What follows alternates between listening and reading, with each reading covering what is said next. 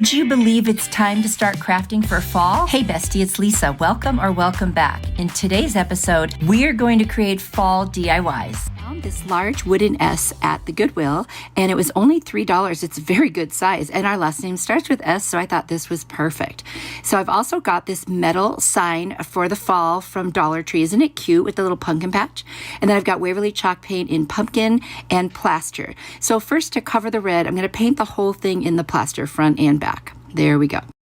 And I'm just doing that because otherwise the lighter color would blend with that red and it just wouldn't look right. So now we're going to do the pumpkin over the top, and I'm going to almost pretend like it's a stain. So I'm going to paint a little bit on and then wipe it. So I don't want it like super orange. I just want it to be that nice soft orange. And I'll do that over the entire just top of this.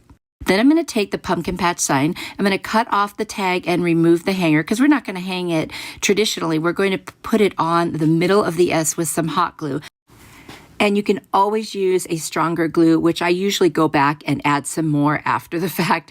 A lot of times I just want to make the video quickly for you guys so you can see how to do it. But be sure to use the proper glue for where you're going to put this piece. And it's very light. So in this case, the hot glue is actually going to hold really well. I'm also going to reinforce on the back. Now I'm going to add some greenery and flowers, just whatever I like that I think looks pretty with this little pumpkin patch sign. I just want to dress this up. I'm picturing this on my front door. I think it would be so beautiful with all the colors. And think about all the gorgeous fall colors that are out there. Now, we don't all get them everywhere that we live, but when you're in the prime, like let's say on the East Coast, I mean, there's purple in there, there's blues, there's everything you can imagine. I've taken a trip up and down the coast there in October one year, and it's breathtaking. If you haven't done it, I highly recommend it. Anyway, I'm just going to keep dressing this up until it's the way I like it and you do it the way you like it. I know I've said it before, but this is just the best group of people who watch. My besties here, you are all so wonderful. I love your comments. I love the way you interact with each other or answer a question. If I haven't gotten to it yet, I think it's awesome. And I love your tips and ideas. Even when you tell me that you might do something different, I think it's great to hear what somebody else might imagine. So I just want to say thank you. I really think we are the best of the best here on YouTube. And I could not be more grateful and thankful for you. And listen, if you enjoy it as much as it seems like you do, if you have the opportunity to share my videos, it really helps my channel to grow, and I would really appreciate it. And for sure, subscribe if you're not. I think this one is just turned out so gorgeous, and that's all I'm going to do to it is just add those flowers and the greenery, and this is it. Isn't it stunning? I mean, I think so. Let me know what you think.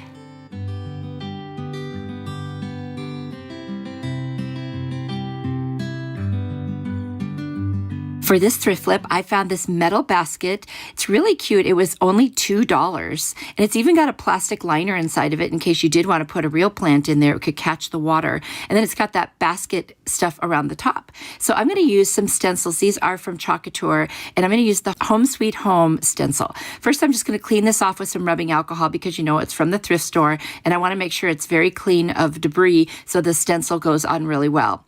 Now, I'm not as good with stenciling, so I thought I'd try these Chalkateur silkscreen stencils, and I got to tell you, I love them. I love them. I'm going to get some more. Anyway, I've got pumpkin and maize color chalk paint, and I'm not using the paste. I am just using chalk paint, and I'm just brushing it on. I wanted to see if that would work because then I wouldn't have to spend as much money on the paste. I've already got all this paint, and let me tell you, it works. I'm so excited. Anyway, I'm going to do the maize color on the word sweet on the inside, and then I'm so excited to show you the reveal because it's so satisfying, and oh my gosh, it was easy. It was so easy. Now, I do not sell these. If you're interested, let me know. I do know somebody who does, a fellow crafter, Kristen Kay, and I'd be happy to share her information. But anyway, I'm just buying them because I like it. It's easier for me to use, and I'm thrilled. And this way, I only have to buy what I want and need. Anyway, you scrape off the excess, which actually with the paint, you don't even have to do.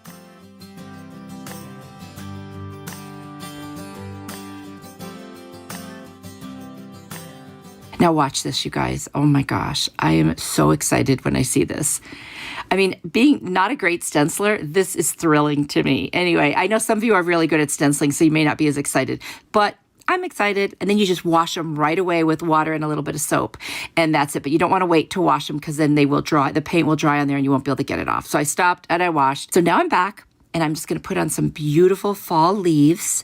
I love the colors. They're so pretty. And once I've got the leaves on, I'm going to take a little styrofoam pumpkin. I can't remember if I got this at the Dollar Tree or Hobby Lobby because I've had it in my stash for quite a while. I'm just going to take a blade and I'm going to cut it in half. And then I'm going to take the half that has the little stem still on it, and I'm going to glue that right onto those leaves. So it looks like it's it is a three-dimensional pumpkin right on there. So look how easy this is. You just put your hot glue or any glue you want on there and then press it down, and that's it. You've got a beautiful pumpkin. I'm going to add one more leaf just below because I think that looks good. And then a couple of little teeny sprigs of greenery just for that color. And I'm just loving how this is starting to look. I don't listen, I don't pay no mind to what everyone says. You'll have to let me know what you think. I know these kind of things are always at the thrift store. I always see baskets, metal pieces, so I think you'd have a really easy time finding something like this.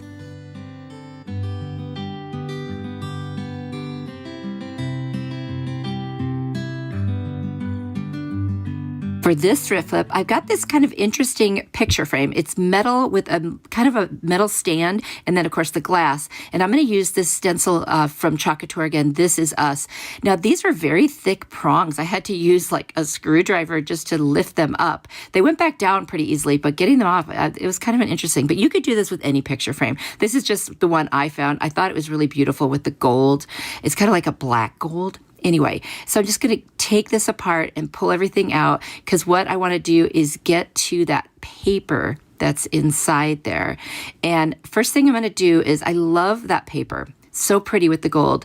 And I'm going to get that out, and then I'm going to take the Goo Gone. There was a tag on there, and I just removed the tag, and I'm going to get rid of all the sticky stuff that was left behind. And then I use rubbing alcohol to get rid of the oily stuff from the Goo Gone. And that cleans the glass completely. I'm going to cut out the stencil that I want to use. It's really good to cut them out, otherwise you might get paint on another one that you're not using.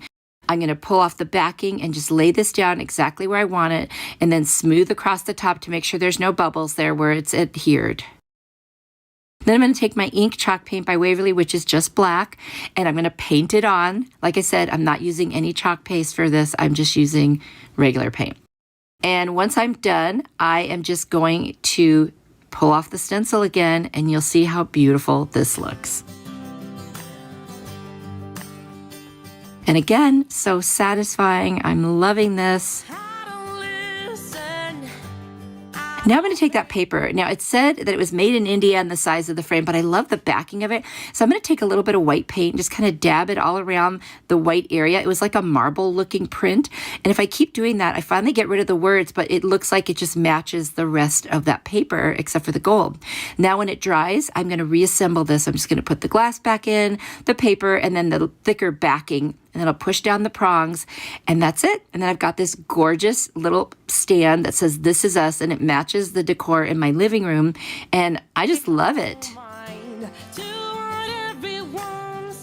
It's so easy to take a picture frame and make something beautiful, especially if you find a really unique picture frame like this, where it becomes a piece of decor in itself. And there's a lot of things at thrift stores you can find that do that and save a lot of money. I can't remember how much this one was, but it wasn't that much, or I wouldn't have bought it in the first place. And there it is. Isn't that cool? And then I did put a clear coat over the front of that glass to make sure that it wouldn't peel off. I did that outside. Anyway, I love it. Let me know what you think of this one.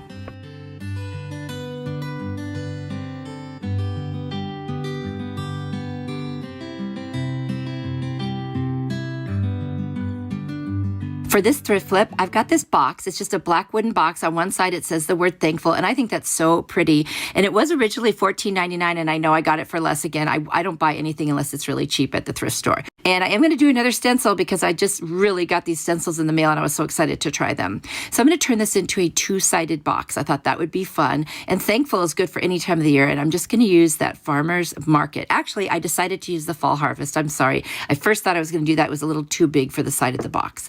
So I'm just going to take off that piece that I cut off, and I'm just going to adhere it right to that one side. Now this one is a little bit more rustic looking, and you can tell by the stencil it's going to come out that way too. So here I am just trying to get it in the position I want. And there we go. Now I'm just going to smooth it down really carefully. I just love this. I'm going to use the Linen White Chalk Paint by Rust-Oleum, and I'm going to paint over it. So again, just using chalk paint. I'm also trying to be very careful not to get it on the box, and I think I did get a little bit on there, which was really a bummer. And I will just, especially because I used the scraper, if I hadn't used the scraper, that wouldn't have happened. Anyway, no big deal. I did get it off. So just a little bit of water and, you know, a paper towel, and it came off. And look at this. Here we go again. Isn't that cute? It looks like it was always on there because the other side was white too. And again, always wash those stencils off right away. And here I am now cleaning off the extra paint that got on there. And it came right off because it was still wet. So that worked out great. I'll just have to be more careful next time. It's just, you know, learning curve. It's my first time using these kind of stencils. And there we go. Isn't that beautiful? I love the way it looks. It's like it never even happened. See, you can make mistakes and you can usually correct them. I don't know why I didn't film this, but on the lid, I put some leaves and a little pumpkin that's a napkin holder that I found at Hobby Lobby. I just glued that on there. Now with that one, I not only used hot glue, but I also used some Fix-All because I know you're going to be pulling on that handle and it needs to be very secure. And I added a cute little pine cone right in the center because it was hollow. And now I've got a handle for this cute little box. And the one side said thankful, and now the other side says, you know, fall harvest. And it's perfect. You could put whatever you want in there and have it out during the fall. And I am in love with it. I just think it's so pretty. Or it would even be a nice hostess gift when you go to somebody's house for, let's say, Thanksgiving or something like that. Anyway, I love it. Let me know what you think.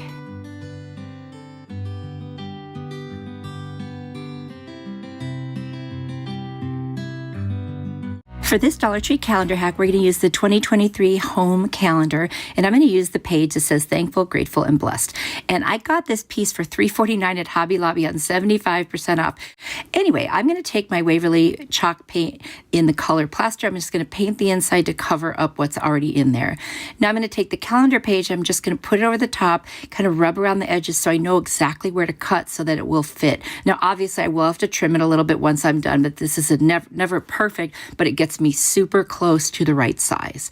So I'll go ahead and cut that out carefully and then check it out, do some more trimming until I get it to the size that I want. I love this piece. It's so pretty, and it's got that kind of faux shiplap look too, which really goes with this frame.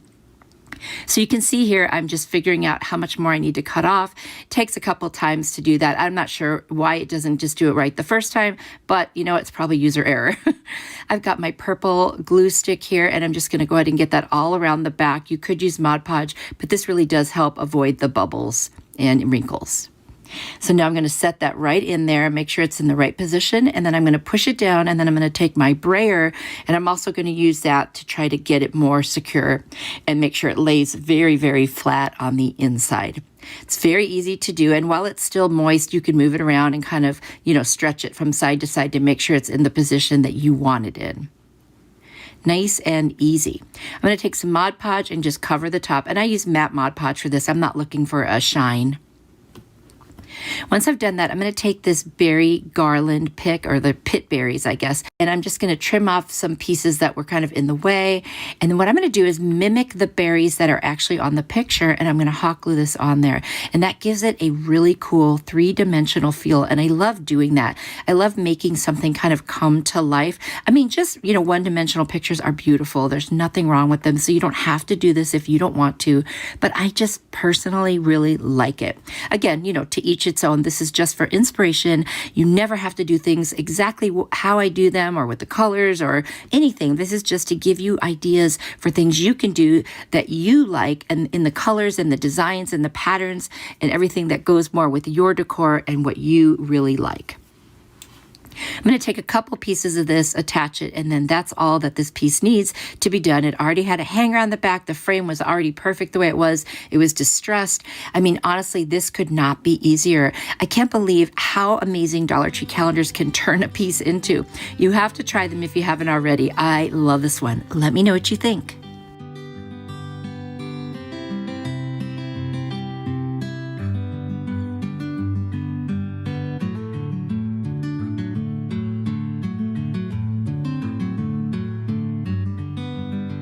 For this Dollar Tree calendar hack video, I've got the 2024 Farm Life calendar, and I'm going to take the page that has a wreath and says, "It's fall, y'all."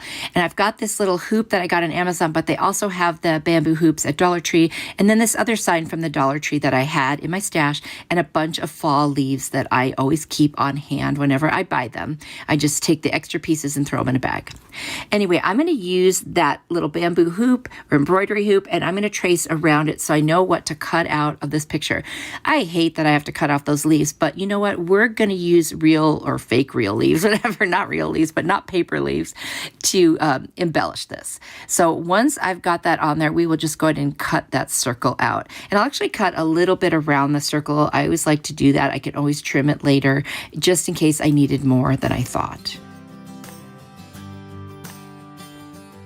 Now I'm just going to pull off that handle in the back, and you can just take a little spatula of some kind. It just came right out. I'm going to take my Waverly chalk paint in the color plaster, and I'm going to do 2 coats.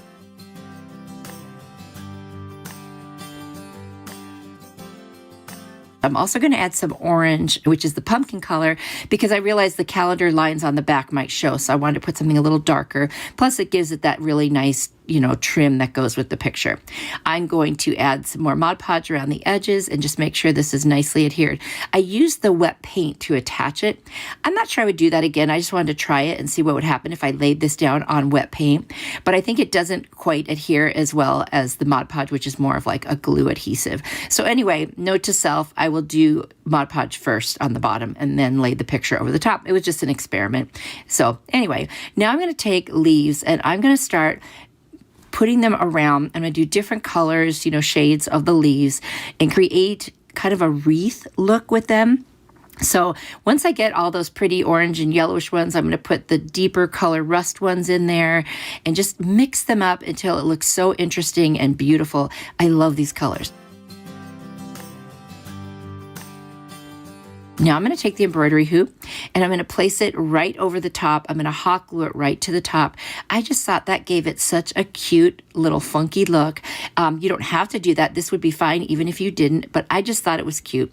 So anyway, I thought it kind of framed the sign portion of it. And so that's how I managed to do that one. I think it's so cute. It came with a little hanger on the back that was already there, so that was perfect. I think this is adorable. It's so pretty. You could put it on your door, and you could put it anywhere you want. I think it's beautiful. Let me know what you think. Again, another Dollar Tree calendar. You can't beat that.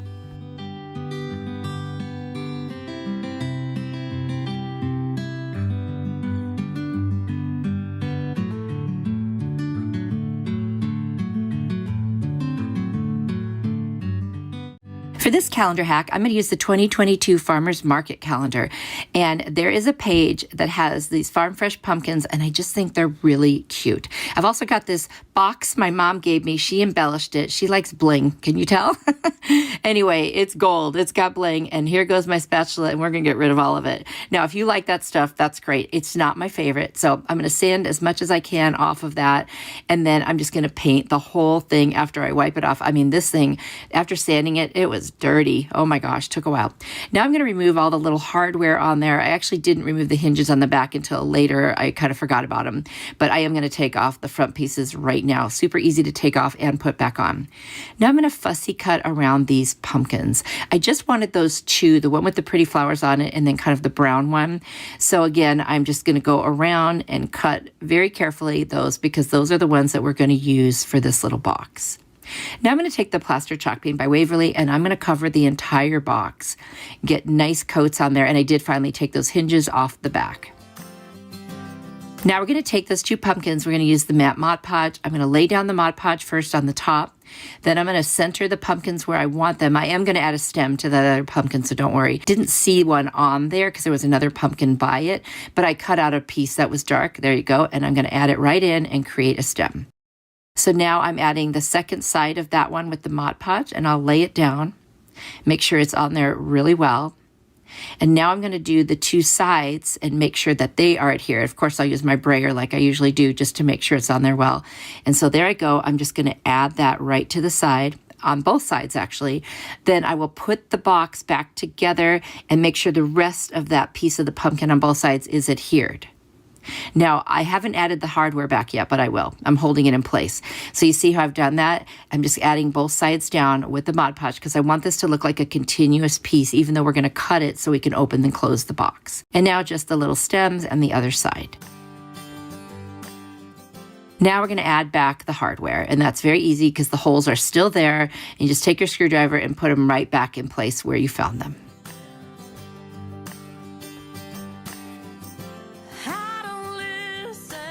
Now I'm going to take a blade and I'm just going to cut right through the pumpkin on each side so that you can open and close the box. And then I'll add a little more Mod Podge on those edges just to kind of seal them and smooth them. And I just think this is so cute. Anyway, now I'm going to take my antique wax with a rough brush. I'm going to dry brush. I'm going to take a little bit, put it on my brush, wipe most of it off, and then just kind of drag it around all the edges and different places where I want to do it. I decided to put a little bit on the sides, you know, on the other parts of the box as well, because I do like the way that that looks, and including across those pumpkins. If you're going to distress something and you have a design on it, it makes sense to distress it all. I've got some cute little berries that are fall looking, and I'm just going to add them to the top of each of the pumpkins. And I just think this is adorable. You could put all kinds of little things in there. Anyway, I think this is cute, and I hope you like it too. Let me know what you think. I love these calendar pages. They're honestly the best.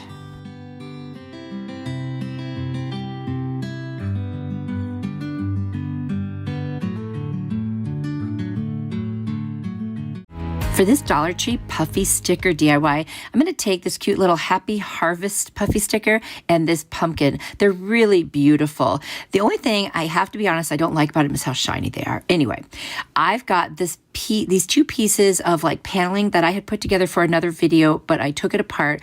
So what I did was I just laid the two pieces together. I put those little sticks on the back, glued them down, added a hanger, and then I did some dry brushing with like antique wax and a white paint. And that's how I made the piece that this is going to be on. But I wanted to recycle it because I had already used it once and it was such a nice piece. Why waste it? So I added the two stickers to the front. That was so easy. I just placed them on there. That didn't require a whole lot. Now I'm going to take my rope and I'm going to start in the back and I'm just going to wrap it around, I don't know, about 3 or 4 times and kind of just create a little crisscross pattern on the front. And then when I get as much as I want, I'll hot glue it on the back and cut off the end. And I'm going to do the same thing along the bottom.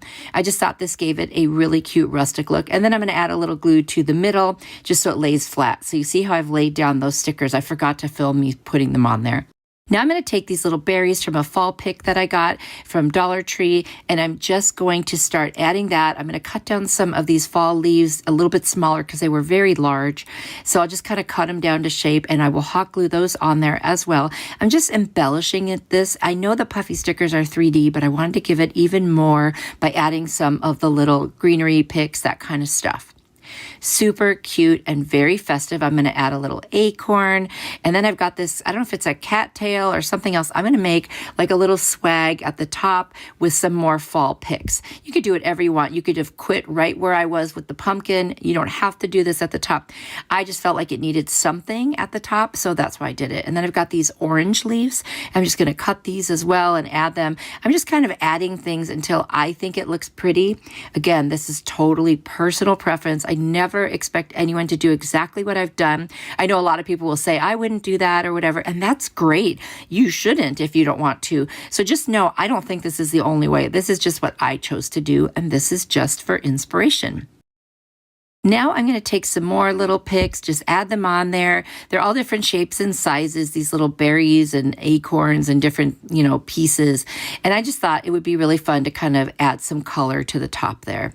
And then I'm adding some more of these. I don't know what some of these are called, but they're definitely things you see in the fall out in the fields. Let me just say that. Anyway, that's it for this one. It's so pretty. I love it. You could put this on your front door. You could hang this anywhere you want. It's so welcoming and beautiful. Let me know what you think.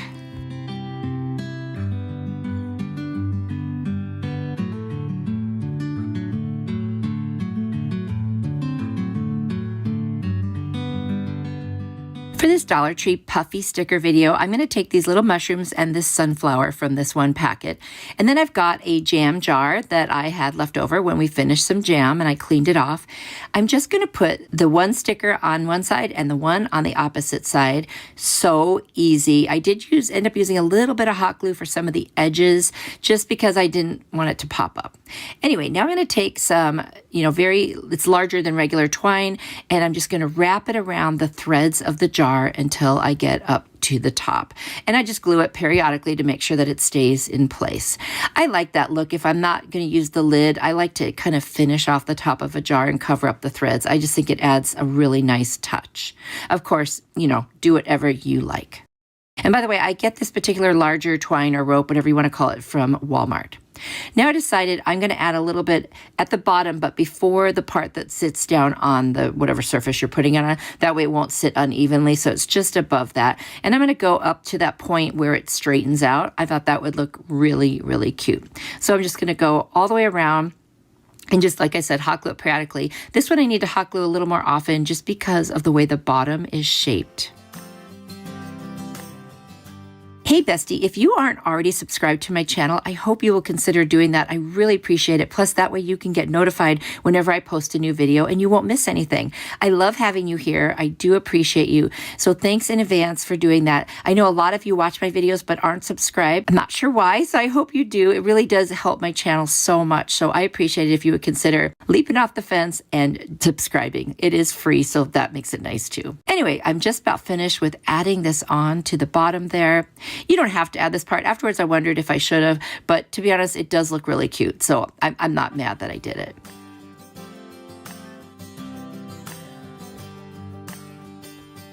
So when you get to the end, you just cut it off, and then I usually add a little bit of glue just to make sure that it's sitting nice and flat. So now I've got this cute little pick from the Dollar Tree. I think it was from the Dollar Tree. Anyway, I've got these fairy lights that I get on Amazon. They're always in my Amazon store. It's a great deal. Just turn them on, throw them inside, and then add that little pick. And oh my gosh, this is so cute. I really, really do like this one.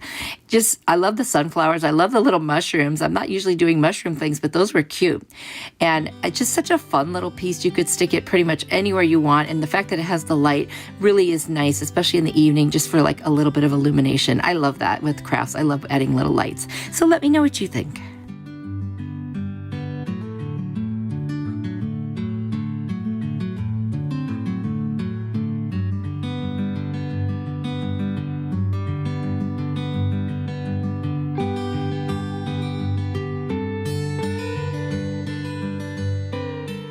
For this Dollar Tree Puffy sticker video, I'm going to take this cute little vase that's in there. And I've got this little sign from the Dollar Tree with the cute bead hanger, and then I've got a piece of scrapbook paper. So this comes out really easy. It's just like opening up a picture frame. You just push the little tabs open and the center pops right out. I love when that happens. So now I'm just going to figure out how much I need of the scrapbook paper to cover the top. I'm going to trim that down so it's just slightly larger than the piece I need. Now you won't see it. I did check that scrapbook paper was thick enough so I didn't have to paint this first. I'm going to take my purple glue stick, go over the entire top, and then I'm going to lay that piece of scrapbook paper right over it. Make sure it's very well adhered using my brayer.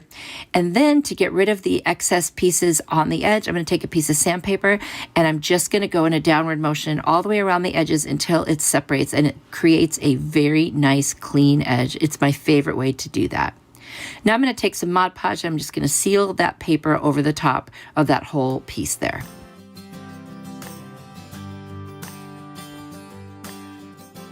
Now, before that dries, I am going to add my sticker because even though these are stickers, I don't feel like they stick as well as they should. So I like to have something underneath them too. So this cute little vase is going to go on there. It's like a little mason jar with the flowers in it. So I'm going to set that in there right where I want it, push down all the edges and make sure that it is really making good contact. They're risen because they are puffy, so you really have to push to get those edges on there. That's the one thing about these puffy stickers is you have to spend some time pushing them down. Otherwise, the little ends will pop back up.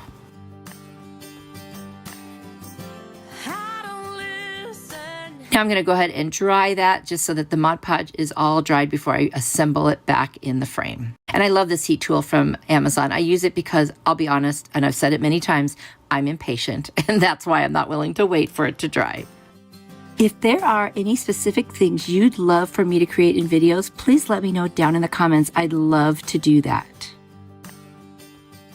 Did you know that I'm on Facebook and Pinterest? You should come join me there. All the links are down in my description box below. I love posting there, and I hope you will enjoy it too. So now I'm just going to put this piece right back in the frame and then just push the little tabs right down.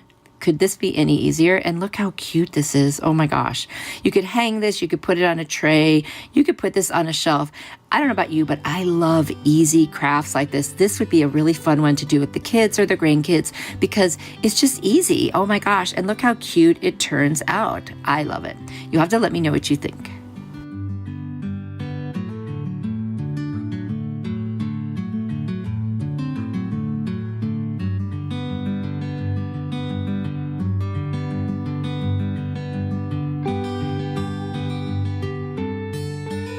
For this Dollar Tree Puffy sticker DIY, I've got this cute little pumpkin patch here that I'm going to use, and I found this wooden truck at Dollar Tree. So I'm going to take a black marker and I'm going to just fill in the portion that's kind of like an outline of the truck. So I'm going to do that wherever that is needed, and that's including around the little lights. Now you're going to wonder why I'm painting this even though I'm going to add a sticker, and that's because I didn't know what would show once I put the sticker on. So now I'm using a brown furniture marker, just a brown color, it's walnut, to do the stems on the pumpkins.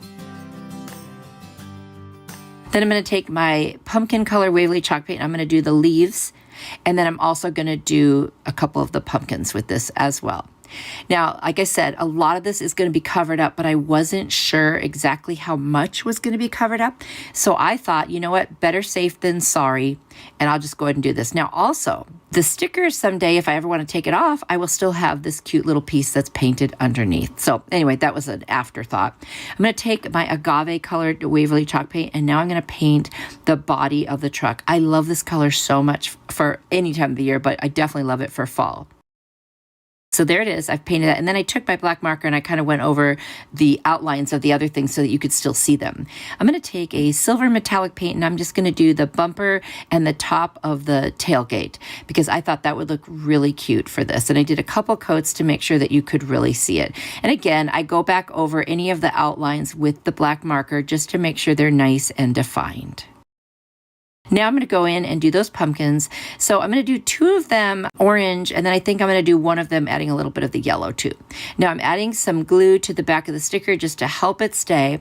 And I'm going to set that right on the bed of the truck as though it's filled with these pumpkins. So again, you know, obviously you don't have to use a sticker for this, but I'm just showing you that you could for the purpose of this video. And there was a little piece hanging over, so I just used my nippers to get rid of that. I'm going to take my Antique Wax by Waverly, and I'm just going to paint the rest of the natural wood that was left on this, because I wasn't loving it. And a lot of times I like to leave the natural wood, but this time I thought it looked better to add that color. I'm going to add some cute little fall flowers and greenery on here just to give it some more interest. This is an adorable little piece. I think it would actually look great on a tiered tray. And then I've got these leaves that I'm going to add as well. I kind of folded them up to give them a little more, you know, of a shape, and that it wouldn't cover the words Happy Harvest. This was fun, especially if you like painting in little things like this. That part was fun. I'm going to take some pitberry and just wrap it around my fingers and add a piece to each side of this just to give it a little more interest. I do love that pitberry stuff so much, especially for this kind of a thing when you curl it around your fingers. Some people do it around a pencil if you want a tighter curl. I actually like to curl with my fingers. I think it's just the right size. Anyway, this one is all done. Let me know what you think of it. It was super easy, and it's kind of got like 2 parts. You could just do it with the paint, or you could add the sticker, whatever you want.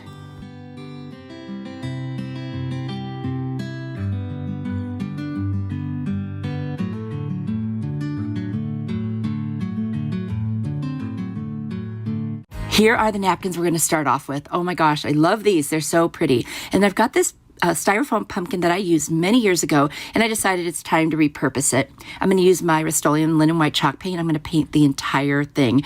And it really does a good job at 1 coat because I'm just going to put napkin over it, so I don't need to make it any thicker than that. So I'm going to open up the napkin, and then my little trick, take a piece of masking tape and put it on the back and then just pull apart the 2 plies. If it's a 3-ply, you do it again. Now I'm going to cut the napkin into smaller strips. It'll just be easier for Mod Podging to go ahead, or decoupaging I should say. I always say Mod Podging by mistake. Do you do that too? Anyway, I'm going to add some Mod Podge and little by little start covering the entire pumpkin. Now I'm not going to do the top of it just yet, just the underside. So you'll see what I mean. I'm going to smooth that down and then try to get it to stay down on the bottom, cut off the excess piece, and then go again from the very hole of the pumpkin, and then coming around the other side, and then just go as far as I can. And whenever I run out, and I'll add some more afterwards. So I'm just kind of pushing it down, but I'm going to be holding this, so I don't want to add the Mod Podge on top yet. That's what I meant by putting it on the underside. So I'm just going to continue adding strips until I get the entire pumpkin covered. Of course, you see here I had it stick a little bit. You just gently pull it up and then straighten it out. It's okay if it gets a little wrinkly because there are those little, I guess, kind of divots in the pumpkin itself, which make it hard to lay perfectly flat. Now I am going to put some on the bottom so that it just lays down while I'm working with it right there. But then I'll come back and do the Mod Podge over the top of the whole thing. I just want those edges to lay down when I add the next piece. Here we go. I'm going to start working on the next section.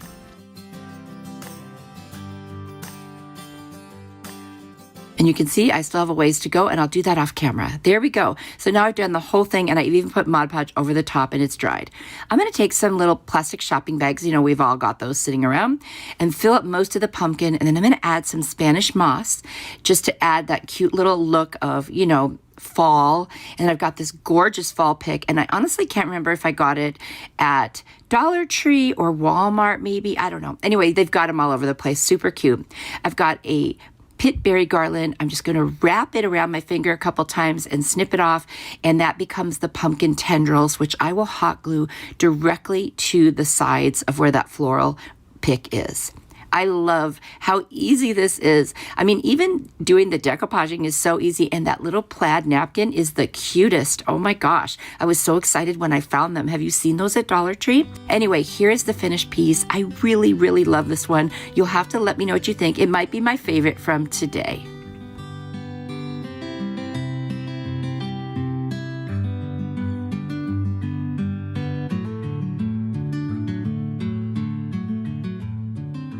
For this Dollar Tree napkin video, I've got this cute little pumpkin patch napkin, but it also has a strip of that plaid on it that I love. And then I found this basket at a thrift store for 50 cents. Oh my gosh. And the tag has such a cool scripture from Romans 1:2. I'm going to repurpose the tag, I think, also for this one because I really like it. Anyway, the first thing we're going to do is paint the basket white. Now, I will be honest, I realized at the end I forgot to paint on the inside at all. Oh my gosh, so I will go back and do that off the video, but you know what, you need, if you want to, go ahead, otherwise be super careful at the top. I'm going to separate the napkin, the 2 plies, with a little piece of the masking tape, and then I'm going to fussy cut a little bit around the design, not perfectly, but I do want to get as close to, you know, all those little pumpkin tendrils and leaves as possible, and there it is. Now I only needed a piece big enough to go on one side. So I'm going to put Mod Podge down on that one side that I'm going to do. It'll be like the front of the basket. And then I'm just going to lay down the napkin on there, and I'm going to be very careful, and I'm going to push it down and make sure that it is making really good contact without ripping the napkin. That's a little tricky with a basket because it's got all those woven pieces that stick up and, you know, kind of go in and out. But you can do it if you just take your time and just rub your fingers over it. Now I'm going to cut off each side of the napkin because we don't want it on the 2 other sides there or the back. I'm just going to do it, like I said, on the top. And I'm going to cover the whole thing in Mod Podge wherever the napkin's going to be. I want to make sure that it lays nice. And that top part, I'm going to let it go right over the top. You can kind of see in there where I got a little paint on the inside, and I should have just finished that little rim at least. Oh my gosh, shame on me. Anyway, just remember next time if you do something like this, just pay attention to the inside. I was thinking flowers would go in there and you wouldn't see it. Anyway, I'm covering the whole front with the Mod Podge, like I said, and then I'm going to touch up the edges with some of the white paint because the napkin's not a straight line where I ripped it. So this way I kind of clean it up, and that way it looks like it's only touching the very front. And so if I had a little hanging over, you don't even notice it now. Easy, easy fix. Isn't that pretty? I think it looks really nice on just the one side. Now I'm going to take this twine from the Dollar Tree.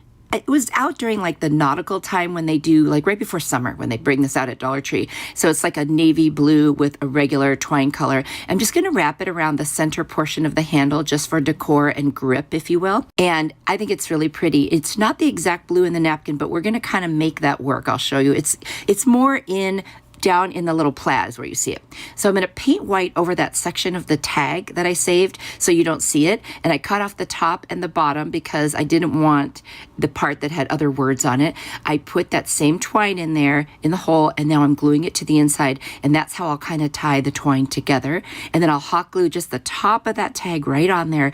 Isn't that sweet with the scripture? I really love it. You have to let me know what you think. I love the scripture too. Each of us will be a blessing to the other. Romans 1:2. Now, how awesome is that? And you guys are a blessing to me. I always tell you that, and it's true.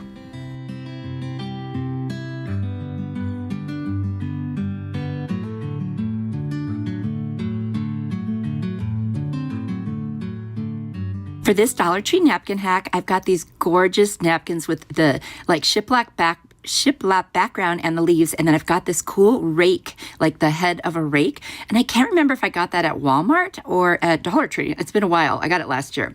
Anyway, I'm just going to paint the bottom portion of this rake with my white paint, and it's just to cover the orange background because I want to decoupage that napkin on there, and I will just get full of orange if I don't do that. I'm going to put the masking tape on the back and pull apart the ply.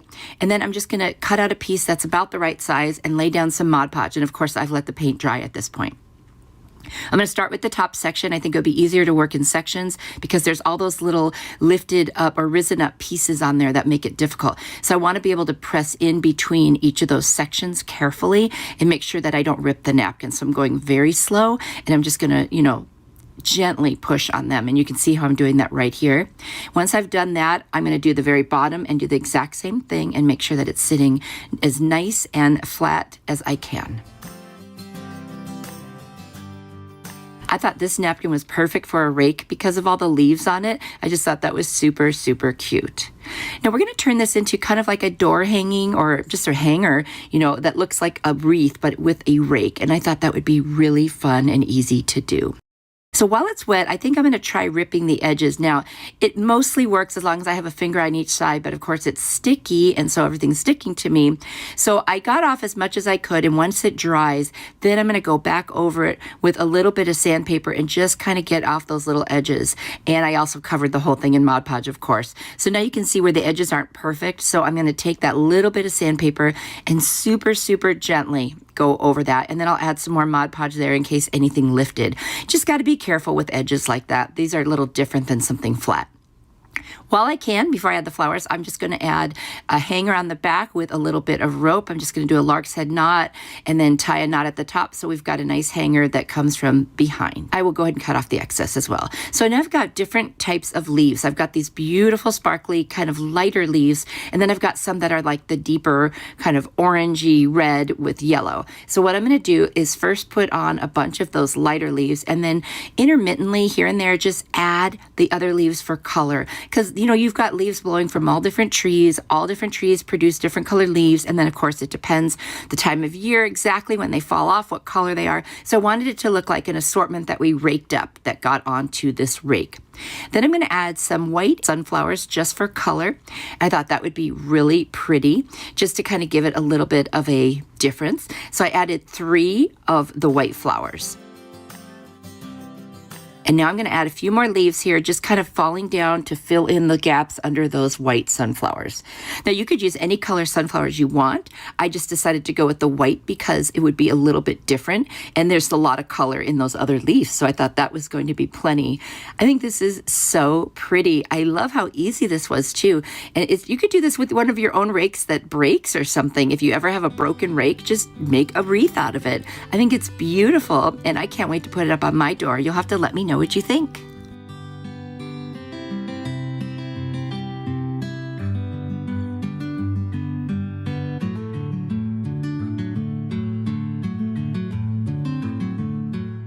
For this Dollar Tree napkin project, what I'm going to do is take this other napkin that's similar to the one I did with the rakes. It's got the leaves and the shiplap, but there's less of the leaves. And then I've got this cute little glass container from the Dollar Tree. It almost could be turned into a pumpkin, but I decided I'll just make it a cute little container. So I'm going to use my masking tape and separate the plies of the napkins.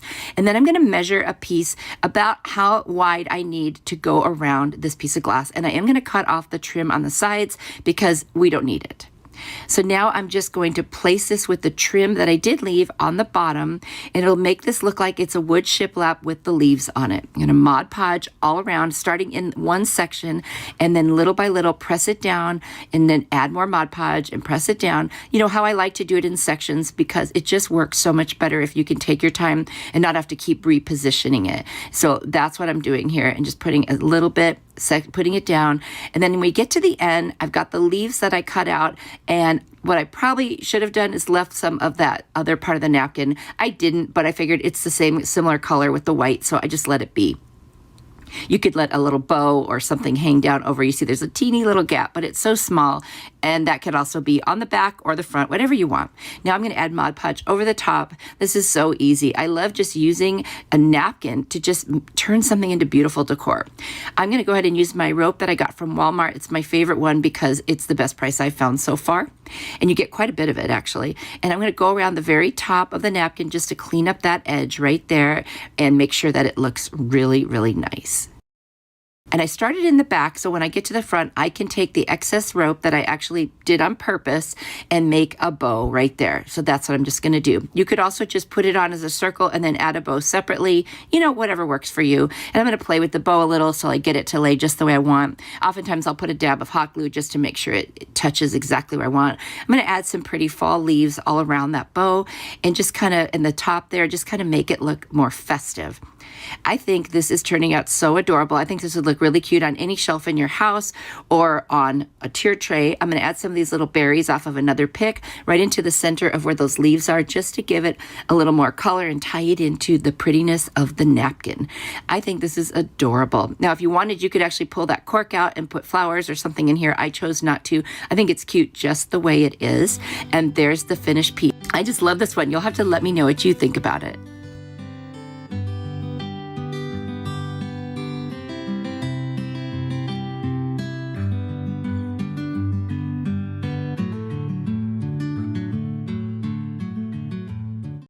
We're going to use 34 of the Tumbling Tower Jenga blocks for this craft, and we're going to make a pumpkin. I'm also going to use a lid from a candle that I never use for anything because I use the candle. I'm going to start taking the Jenga blocks, and I'm just going to glue that little bottom portion all the way around the outside of the cap. Super easy. And there you go. Now you've got a nice circle. I'm going to go on the inside and reinforce as well, just because we're not gluing the whole thing. It's just better that way. And now I'm going to stagger the blocks around the top, so one on every seam around the ones that are already there. You'll see what I'm doing. See how that is there? Just kind of like halfway between. I'm going to go all the way around and do those as well. And there we are. Isn't that pretty? I love the way that looks. Now I'm just going to go in and reinforce those seams as well. I've got the pumpkin and maize color chalk paint from Waverly, and I'm just going to kind of lightly brush over the whole thing and just add a little bit of the maize here and there. I didn't use very much. I decided not to because I kind of liked the natural wood look through that. I'm going to take a little pine cone, add it to the bottom, which is now the top. We turned it upside down to make the stem for our pumpkin, and then I'm going to add some leaves that I had left over from some pics just to put on for pumpkin leaves. And somebody did share with me, and thank you for this, that the leaves for squash and pumpkins are much bigger. So that's good to know. I hadn't read that until after I made this. So I'll try to remember that for the future. I also have some pit berries. I'm going to wrap them around my finger to make little curly cues for the tendrils. There we go. And I'm just going to glue those on. I love those for pumpkins. I think they just add such a nice touch. You've probably heard me say that before, but I really do like them. That's why I keep saying it.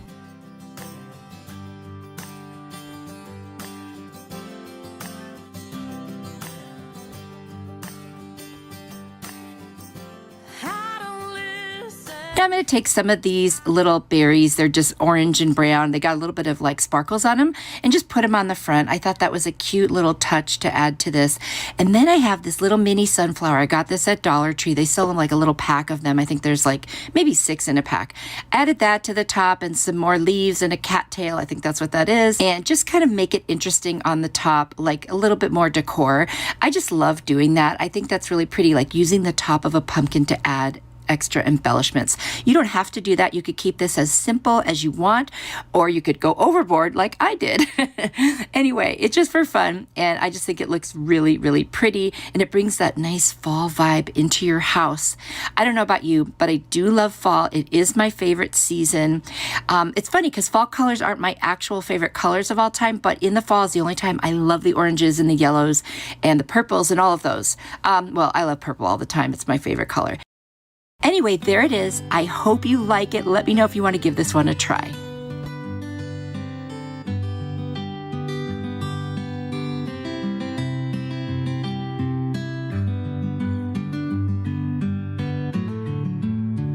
For this Tumbling Tower DIY hack, we've got 21 of the blocks, and I'm going to make a frame for this cute little metal pumpkin sign that I had, I think from Hobby Lobby several years ago. So we're going to start off with 9 of the blocks, and we're just going to start gluing rows of 3 across, and then we'll glue those, we'll make 3 of those and then glue them all together so that we have 9, and this is our base for it's like a standing frame. Super easy. And you know, not all tumbling tower blocks are the same. They're not all the same size or width, so you got to deal with that sometimes. I know I, for one, am not going to cut and sand them all down to make them even. I'm going to live with it. This is homemade after all, and it's okay. I'm going to take 4 sets of 12 blocks, and I'm going to make a frame by putting the ones that are vertical inside the ones that are horizontal. Now I'm going to take a little teeny hook screw. This was not the easiest thing to do because the blocks are narrow, so it took a while to get that hole started. If you have like a strong pin or something that you could start that off with, that would be great. And I screwed it in there, and now I'm just going to hot glue this frame to that middle row of 3 on the base. I'm going to use a lot of glue. I want to make sure this is on there really well. You could also double with wood glue and hot glue just to make it work. I'm going to take a little bit of my white paint and just brush around it. I'm going to add a little bit of my green paint. I'm going to add a little bit of my yellow paint and my orange paint, and I'm going to create the look of fall leaves, like all those fall colors, and just going to keep going and just lightly brush it on there.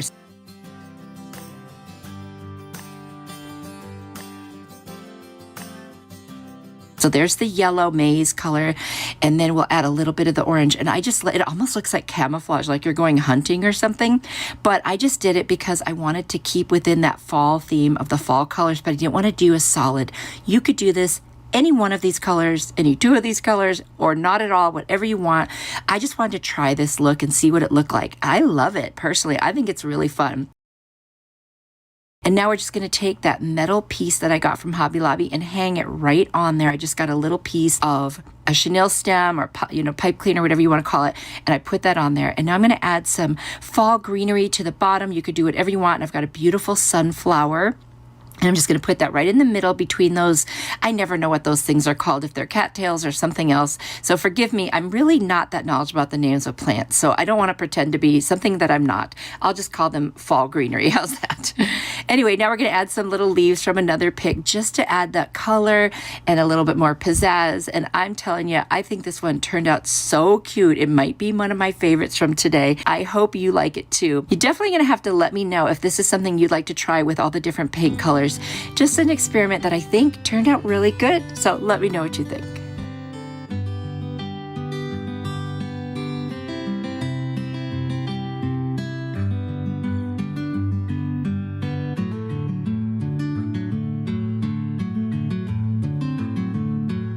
For this Dollar Tree Tumbling Tower block DIY hack, we're going to use 56 blocks.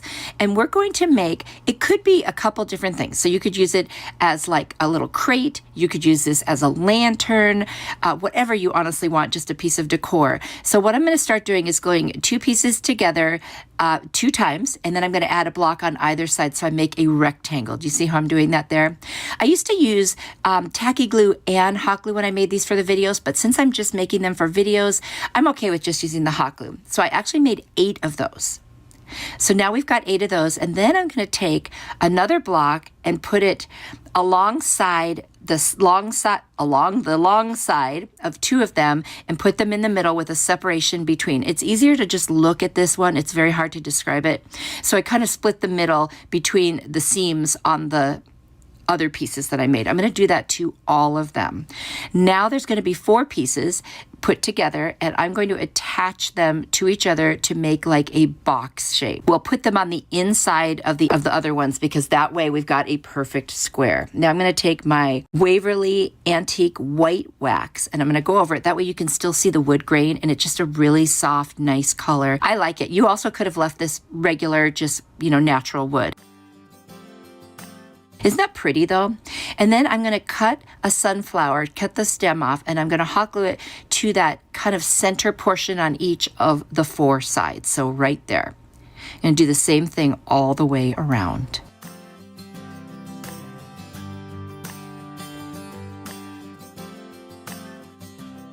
And this is where you could use it as like a lantern by putting a candle or a light in there, or you could put a faux light in there. And I'm just going to add some leaves to the back side of those sunflowers because I want them to peek through. I just thought that was really pretty. It kind of made it look a little more finished and complete, in my opinion. If I just left the sunflowers, it was definitely pretty, but I think adding the leaves just gave it a little bit more of that dimension and depth. I think that's the word I'm looking for. So I'm going to do that with all 4 of those sunflowers. And there they are. I think they look much better now with the leaves on there. I really do. Now I've got this jar that I had done some etch glass on in the past, and I'm going to put my fairy lights that I get from Amazon. You can always find those down in my Amazon store in the description box below. That's the best deal on fairy lights I've ever found, and they come with batteries. You cannot beat that. So I'm going to put those in there, and I'm going to turn this into a little lantern. But I am going to add like a pine cone over the top that doesn't fall all the way in, just because that gives it a little more height. And I just think that looks so pretty. You don't have to do that. You could put whatever you want in the center, or you could just leave it as it is without anything in the middle. It's just a really pretty piece. You could put a tall vase in there too, whatever you want. Let me know what you think of this one.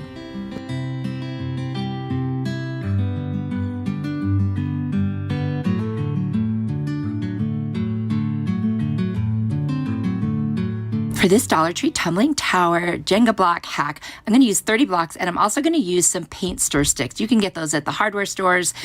You can even ask for a couple for free. I'm sure they'd give them to you, but they're very cheap in a pack. So I'm going to take the ruler side. They always have a ruler side, and I'm going to glue ruler sides together.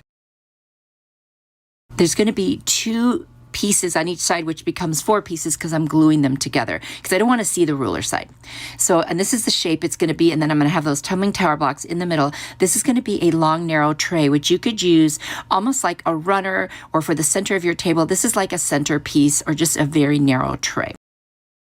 So I'm going to use the hot glue, put those paint stir sticks together. And if you notice the side of the paint stir stick that has that indentation like the handle, I'm pushing those to the outside of this tray. And there we go. All 4 of those pieces are now ready to go, which is really 8 pieces. And now I will glue them together to make a longer piece. I'm going to reinforce both sides, and then I'll wipe away the excess glue. And you got to do that while it's still wet, or you can sand it off also. Now on the back side, I'm going to use a little bit of tape, masking tape. You hardly even notice it. And I'm just going to leave that there as extra security, and then there I am sanding off that excess glue that I couldn't pick off with my hand. Now I'm going to glue all of these tumbling tower blocks together on the short sides all the way across. I like to do them in sets of 2, and then, glue the 2 sets of 2 together and just keep going. It just makes it easier, and then it gives them a chance to dry in between. So there we go. Now I'm going to sand off any excess glue that I found on there that I couldn't rub off easily.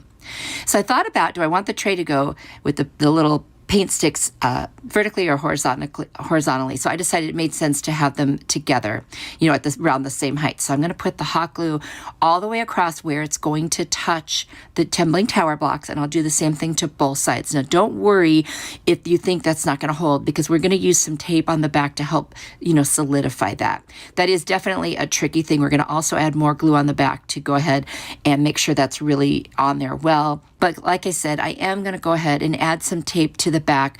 We aren't going to see the back as much. We are going to also paint it, so we'll cover that up. But I just wanted to give it that extra security because it's so long and narrow. You know, sometimes when you have something like that, when you pick it up from one side, the other side kind of buckles. So I've got my antique wax, and I'm going to go ahead and just do those long pieces. And yes, if you're wondering, couldn't I have done that first? Absolutely, but I hadn't yet decided what colors I was going to use. Sometimes I wait till I see the finished piece. Sometimes I already know. This time I didn't, but I was just very careful. And I'm going to take my white Rust-Oleum linen white chalk paint, and I'm just going to carefully do the inside of the Tumbling Tower blocks. Now, you could also tape those edges, but I was very careful. It's a slightly different height, so it wasn't that hard to keep that, neat.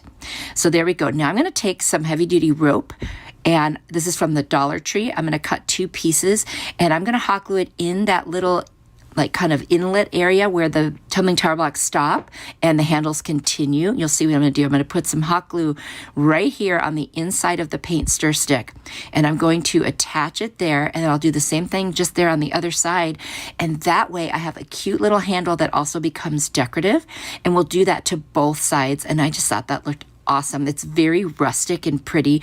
I think this would look good all year, but especially in the fall, if you're using a lot of the oranges and yellows and browns, I just think it will go together really well. I'm going to take a thinner twine, and this one I get at Walmart, and I'm just going to go along those seams where the white and the brown meet, and I think that kind of helps fills the gap, the little difference in the height that they have. And you see there, I painted the back, including the tape, and now it looks so nice and finished. So this first shot is just it without anything on it, so you can see what it looks like. And then I have another picture with something on it so you can get an idea. Let me know what you think. I hope you like it.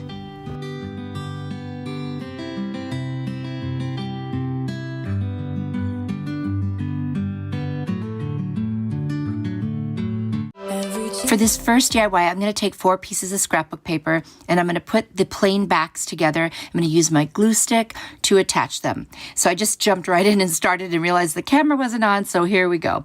Anyway, I'm just putting kind of patterns that I think look good together. And I'm just going to smooth them, and I'll do the other set as well. So now I've got a front and a back on these pages. Now I'm going to take my paper cutter, and I'm just going to cut thin strips. I mean, they're probably I want to say maybe 3/4 of an inch, but do whatever you want. That's up to you how big you want. They're going to be pumpkins, so however big you want them to be. So now I'm going to start with the one set, and I'm going to start gluing the top to the other end and make these kind of loops, and then do them all the way around until I have a pumpkin shape. So you can see what I'm doing here. I put some inside, some on the outside. The whole idea is to make it just be round. It's not going to be kind of funny looking like a pumpkin. It's just going to end up round, but that's okay. And so now I've got the last piece that I'm putting in there, and I'm just going to glue that to the top. And once I'm done, I'm going to go to the bottom and just kind of glue those pieces together as well. And you can also do that as you go. I just chose to do it at the end.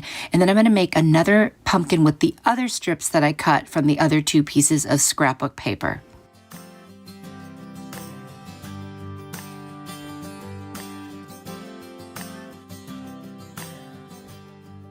Now I'm just going to take some leaves that I had left over from a pic, and I'm just going to kind of cut off the plastic parts on them, and I'm going to glue them to the top and just kind of start embellishing this like a pumpkin.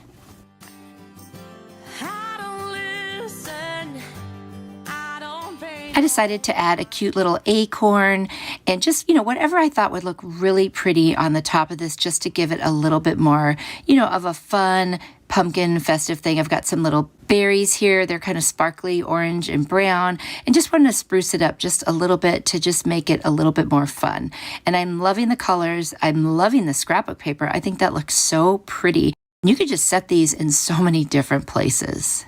I would love if you could go down to the comments and let me know what you would like to see on this channel, what you would like to see more of, maybe what you don't want to see, anything. I just would love to deliver what you want to watch, not just what I decide to make. So please take this opportunity and let me know, and I will do my best. Obviously, I can't always do it, but I will try. Thank you.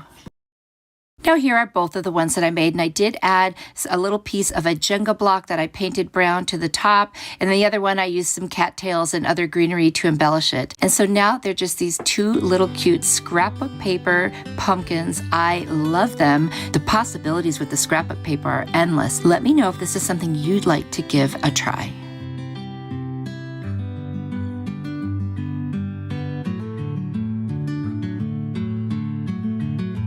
This is such an easy scrapbook paper hack. I've got this scrapbook paper that has corks on it and then these 2 coasters from the Dollar Tree. And what I'm just going to do is I'm going to trace out the shape of the coasters onto the part of the scrapbook paper that I want. I'm actually just going to cut it with my blade. You don't even need to trace it. And then I'm going to do it with the other one too. And then I'm going to trim off the edges and just make sure that it's pretty close to the right size.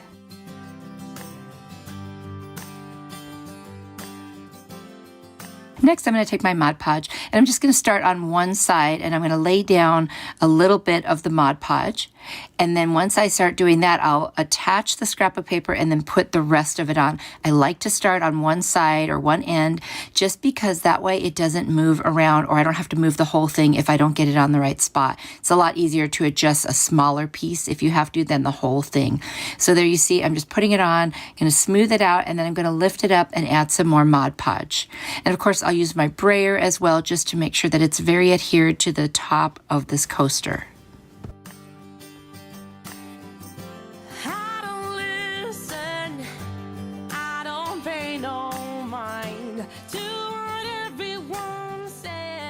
If you are new to my channel, I would love to invite you to subscribe by hitting that subscribe button. And then if you want, turn the notification bell on so that you will be notified every time I upload a new video. I'd love to have you here. It's so much fun to have new besties and we have a great community. So I invite you and I welcome you. Now I'm going to do the other one as well so that we have 2 of these coasters.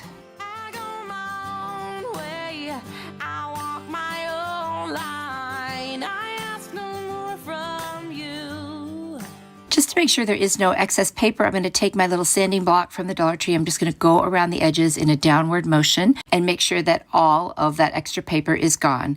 And it's very easy. It doesn't take a whole lot, especially with a heavy grit sandpaper like this one is. It also just helps it blend right into the piece that we're using, so it looks like it's part of it rather than a piece of scrapbook paper on it. Now I'm going to take some polyacrylic by Minwax and I'm just going to put 3 coats on there, and you could even do more if you want. The idea is when you put beverages on here, if they sweat or drip, this way it'll protect the paper, it'll be nice and sealed, and you could clean them off no problem. So that's what I'm going to do here, and then of course I will let them dry.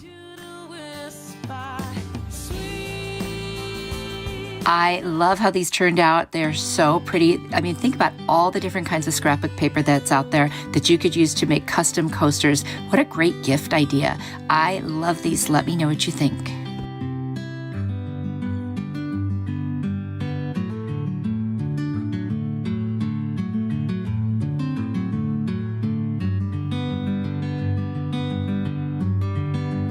This is such a cool hack. I'm going to take 2 pieces of the same kind of scrapbook paper and I've got some ribbon and I'm just going to put some markings. So on one side, I'm going to mark 1 inch. Okay, so that I'll be folding that one side 1 inch. On all the other sides, we're going to do 1.5 inch. Now, you can do whatever dimensions you want for how thick you want your bag to be. So this is just the one I chose. So just keep that in mind. You'll want the top of your bag to have a narrower amount and the rest of your bag to be a little bit thicker. So now I'm going to take those 2 pieces. I put the 1 inch part at the top. You see that? I've already folded them. So we just drew the little marks, folded them where the little marks were, and that way we've got a nice scored piece of scrapbook paper. Now on the first piece, I'm just going to cut that little box out on the bottom 2 corners, only on the one. When I get to the other one, I'm just going to cut 1 slit across, and I'll do the same thing on the other side. Now I've got another really pretty piece of scrapbook paper that's going to be like the part that looks folded over on the bag. And on that one, I'm going to just cut about 1.5 inches on both sides because we need 2 pieces of that. So I'm going to put it in my paper cutter. I'm going to cut it bigger than the folded part because I need to be able to glue that on. So you see what I did there? I'm going to make 2 of those. And again, depending on the size of your bag, you'll decide how much you need to cut. And then I'm going to put that on so you just see the folded part on the pretty side, and I'm going to glue that down.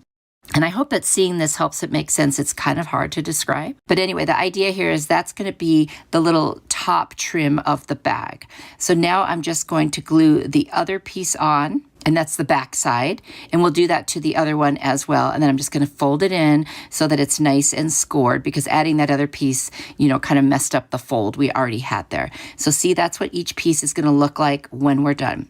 So now I'm going to take the two pieces, the one where I cut off the two corners, I'm going to be laying that right over that center on the other piece. So they're almost like bottom ends to each other with the pretty side laying down.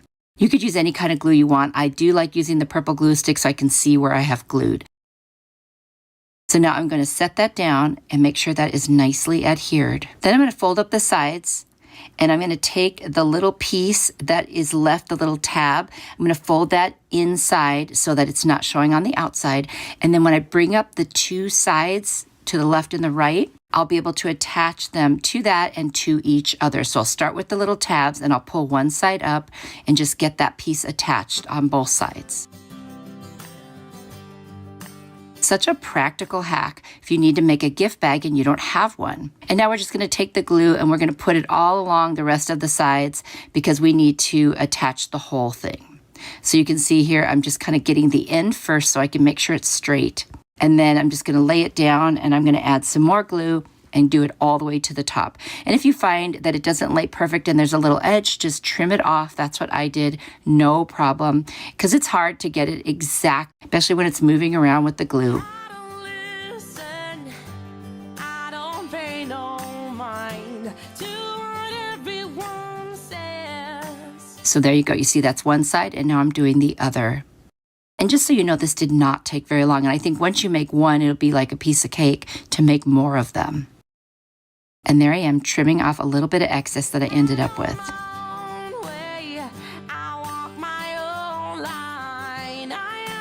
Now I'm going to take my Crop-A-Dile, and you could just use a hole punch if you want.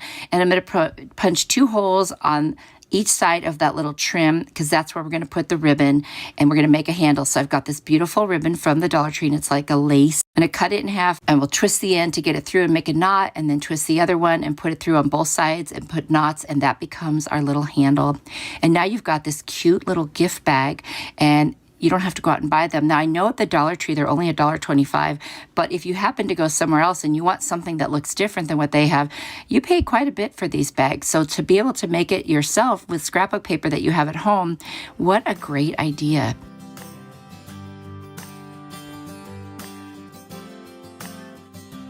I love this one. I just think it's so cool. You'll have to let me know if this is something you would want to try. I'm just excited at the possibility of how many things I can do with this. I mean, think about customizing your own gift bags. What a great idea. Let me know what you think.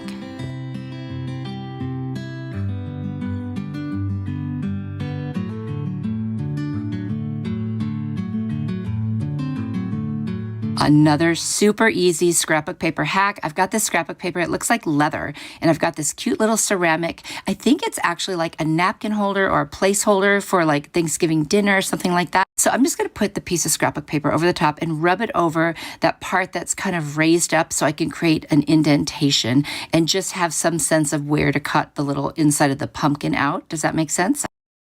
So now I'm just going to cut it out, and then I will cut a second one because we're going to put one on the front and on the back.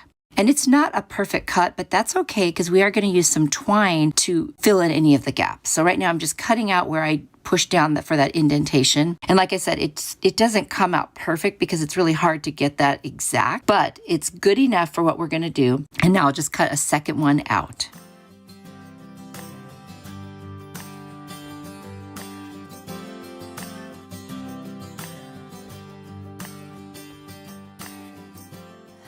If you love Pinterest, I just wanted to let you know that I'm on there and I post daily, and I love Pinterest. So much inspiration, so many ideas. So I hope you'll come join me over there. My link is down in the description box below. So now I'm just kind of trimming up the pumpkins so that they'll fit nicer. Sorry, I got a little bit off camera there. I'm going to take some Mod Podge and just put it on that inside part of the pumpkin and lay down the little cutout that I did. Now I'm going to take some twine and I'm going to outline the pumpkin, and that just takes care of any of the gaps. And I will do that on both sides. I'm also going to create a little stem that is on there, but I'm going to accentuate it with the twine also. This is very simple. It's just for a cute little decor piece. I think it would look really pretty to stick a napkin in there. or just to put on a tiered tray, to be honest with you. I don't think it has to be a placeholder or a napkin holder just because that's what it was made for.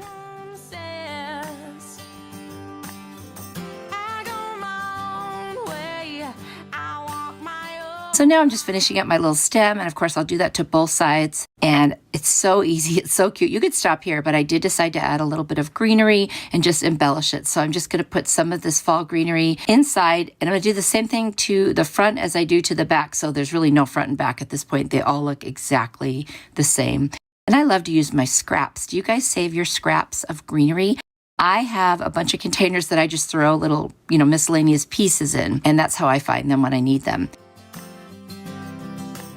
And then I'm going to add a pine cone to each side because I think that's super cute. And I've got these cute little sunflowers from the Dollar Tree. They came in a little pack. I'm just going to add one to each side, and then that's all I'm going to do to this one. I think it's so cute. You could decorate it any way that you want. I mean, you could do these for different times of the year too. You have to let me know what you think. I think it's super cute and super easy.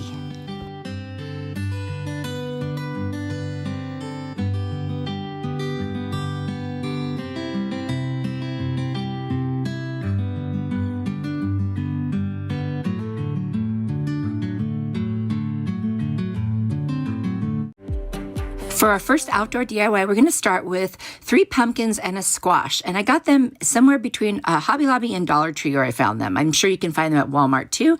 I've got some letters to spell out the word fall, wood letters that I got at Walmart, and 2 thicker dowels. So I'm going to put my letters on a tape that's kind of backwards so that it'll stick to it while I paint. That's a little tip for painting small things, helps keep them in place. And I'm going to paint the F, the L, and the L all in the pumpkin colored chalk paint by Waverly, and the A in the maize color. Then I glued them to the front, and I stuck the dowel in them, and I forgot to turn the camera on, but I just stuck the dowel in all of them, and so they all stuck to each other. It was very easy to do. I didn't need to drill any holes or anything like that. They're just styrofoam. And like I said, hot glued the letters on, and now I'm going to hot glue some really pretty leaves. I think I got this little garland of leaves at Walmart quite a few years ago, but they're a little bit shimmery, like almost like silky, but they're very pretty, and I like them. So I'm going to put just different ones in between each of the pumpkins just to give it a cute little, fall festive look, almost like leaves had blown on them. And there we go with the last section where they're touching in between. Do you like to have outdoor decor? I'm starting to do a little bit more here and there. I don't have a big porch, so there's not a lot of room. And there's some outdoor kitties that like to get into it. So there's that. I'm going to put this pretty little sunflower up on the top by the stem. Then I decided the stem was too small. So I'm going to get a cork, and I'm just going to paint it brown, and I'm going to stick it right in that stem because I just put a little hole in it with a dowel.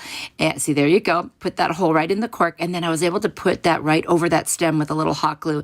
And it just gave it a better looking stem than what it had. Sometimes those stems are kind of plastic looking. So I just cut it, made it a little pointy with my nippers, and there we go, sticking it right in there.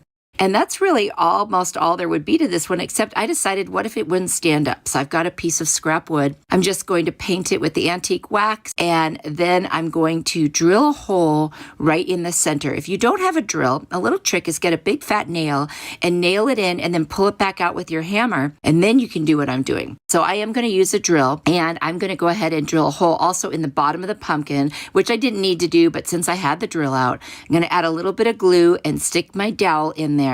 And now I'm just going to see how much of the dowel I need to have left after I cut off a piece, and I will stick the bottom pumpkin right on it with some glue, and there you go. Now it's got a nice little stand, and it's not going to topple over unless somebody literally kicks it over, which let's just hope those little kitties don't. They're kittens, and they're so cute, you guys. Oh my gosh. Anyway, I really love this one. It was very easy to put together. You'll have to let me know if this is something you would like to try.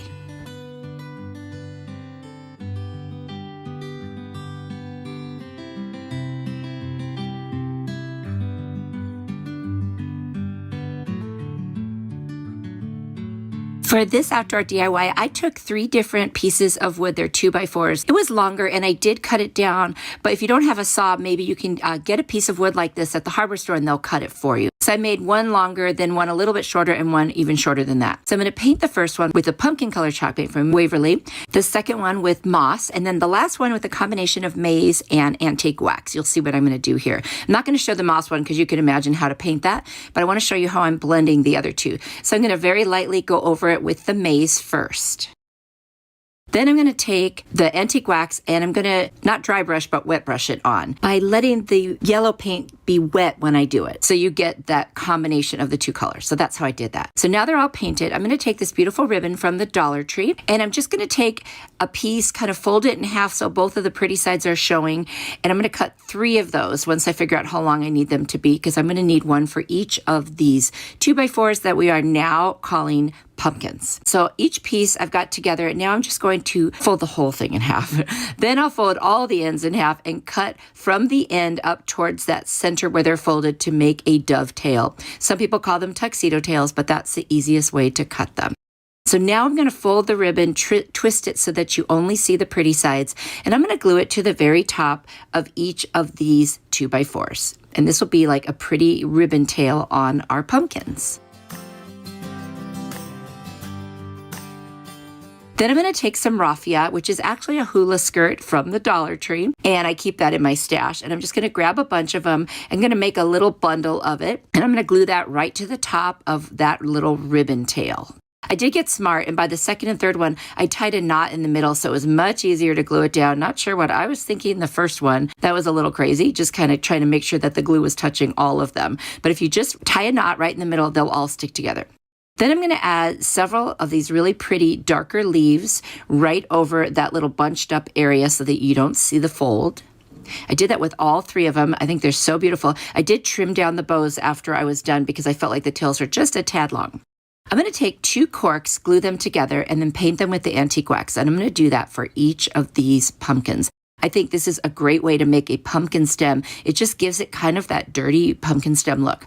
I'm going to take my drill and I'm just going to drill a hole right in the center there. Be very careful when you do that. You could also, again, pound a nail in before you glue them together. And then I'm going to put a hole with my drill in the top of each of those 2x4s. I'm going to take another little skewer or dowel. I'm going to put some glue, put it in the top there. Then I'll cut it off when I figure out how long I want it to be to stick right into the cork to make that pumpkin stem.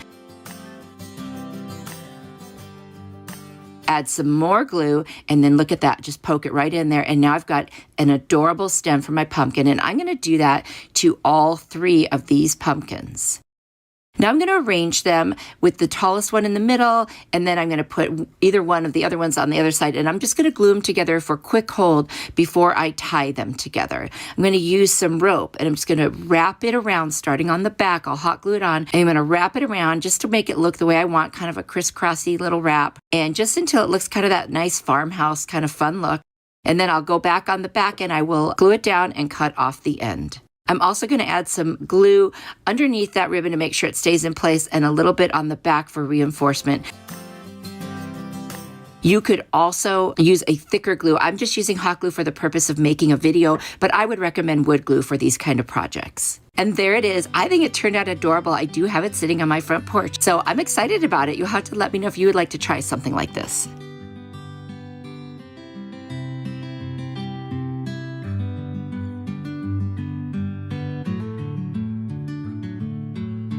For this outdoor DIY, I've got this basket. It was just given to me by a friend of my mom's, and I'm going to paint it with the pumpkin chalk paint all the way around the inside and just a little bit of the outside. That kind of outer braided area is all I'm going to do. Then I've got this very small piece of wood that was left over from a project a long time ago, and I wanted to just drill a hole through it because what I want to do is take a zip tie, put it through the basket, and then through that hole that I made along the side of it in order to attach it as a pumpkin stem. And I had cut it at slightly an angle so that it would sit a little bit sideways like a pumpkin stem. So you see how I put it through the hole that I drilled. I'm pulling it through. And of course, you could also glue this. You just need to use a very heavy duty glue and maybe a lot of hot glue to hold it while you were working with it.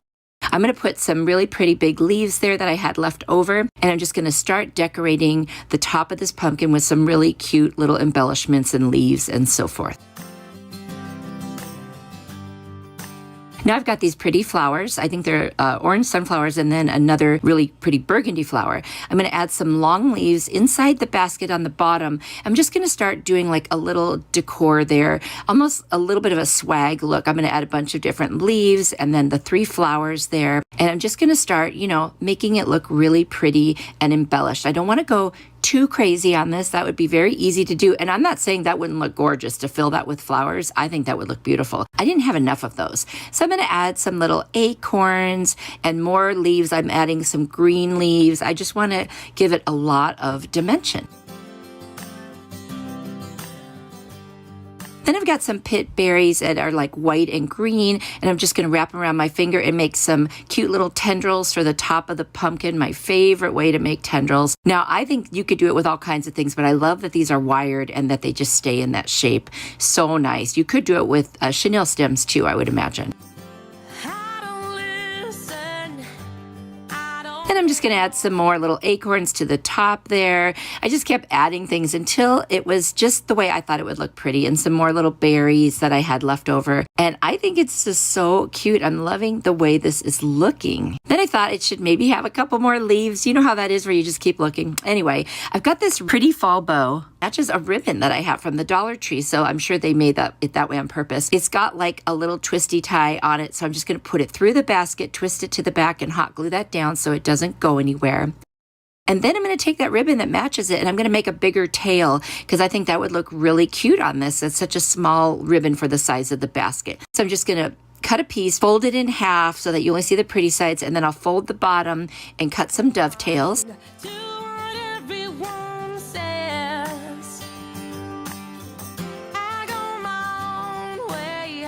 Now I'm just going to pick up the other tails that are on there already, and I'm going to put it underneath and hot glue it right there and just make it look a little bit larger. Now, as I did that, I realized, oh, the bow loops aren't big enough now. So I'm going to take that same ribbon. I'm going to make 2 additional loops just by folding 2 pieces in half. I'm going to glue them together, and then I'm going to cut the inside points a little bit so you don't see them when you put them under the existing bow loops. You'll see what I mean right here. So I'm going to glue that together, and then I'll trim it down after I've got them, you know, shaped into little loops. So see there, I just glued them down, and now I'm going to stick it underneath the other little bow loops, and now I think it looks more proportioned. Now, I could have just made a big bow with my ribbon that I had, but since I had that other one, I thought I should use it and let it go together with this. Anyway, I love how it turned out. It's hanging on my front door right now. So it works as a really nice fall wreath, but you could hang it anywhere you want. I hope you like it.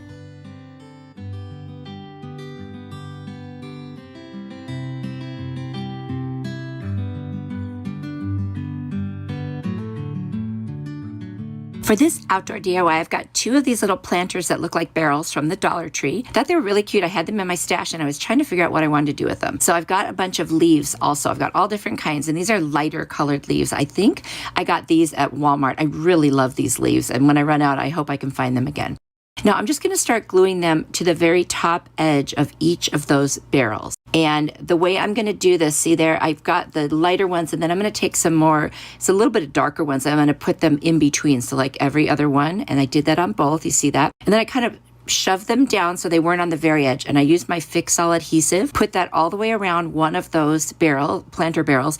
And also I'm going to alternate with hot glue in between so I get my quick hold right away. But then I've got that good glue for the long term.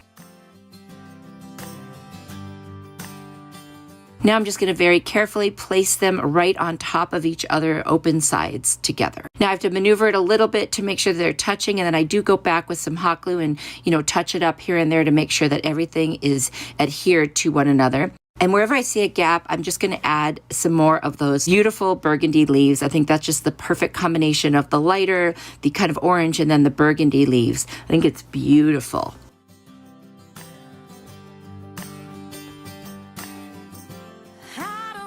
It almost looks like it's a barrel full of leaves and they're bursting at the seams. So now I'm going to add hot glue on the top, and I'm just going to put some Spanish moss all along the top just to cover up the brown bottom of the barrel. Now you notice there were holes there. So don't forget that we're going to use those holes. Even though you can't see them, they're still accessible through the moss. I've got these little pumpkin stems that I got at the Dollar Tree. They're so cute. I think they're from the Dollar Tree. Oh, you guys, I buy things so many places. Sometimes I forget, so I might be wrong. Anyway, I'm going to take the tag off and make the stem a little bit shorter, and then I'm going to put them in those holes and just make it look like it's a little pumpkin plant growing out of the barrel. And I think this turned out really cute. I've also got this one sitting by my door. I just love the look of that barrel. It's a really cool planter that Dollar Tree brings out, usually like in the spring when they start putting all of their planter type things out there. I love it. Do you guys go on Pinterest for inspiration? I know I do, and I'm there and I post every day, so I hope I see you there sometime. Got the link down in my description box below.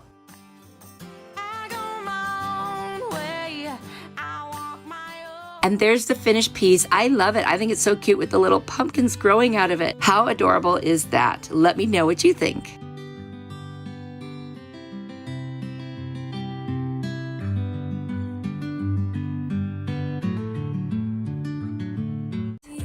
For this Dollar Tree fabric hack, we've got several different pieces of fabric. They're so pretty. I love them. And then I've got this 3-stack pumpkin that I got at Hobby Lobby a few years ago, and I'm finally using it. I'm so excited because it's really cute and very, very well made.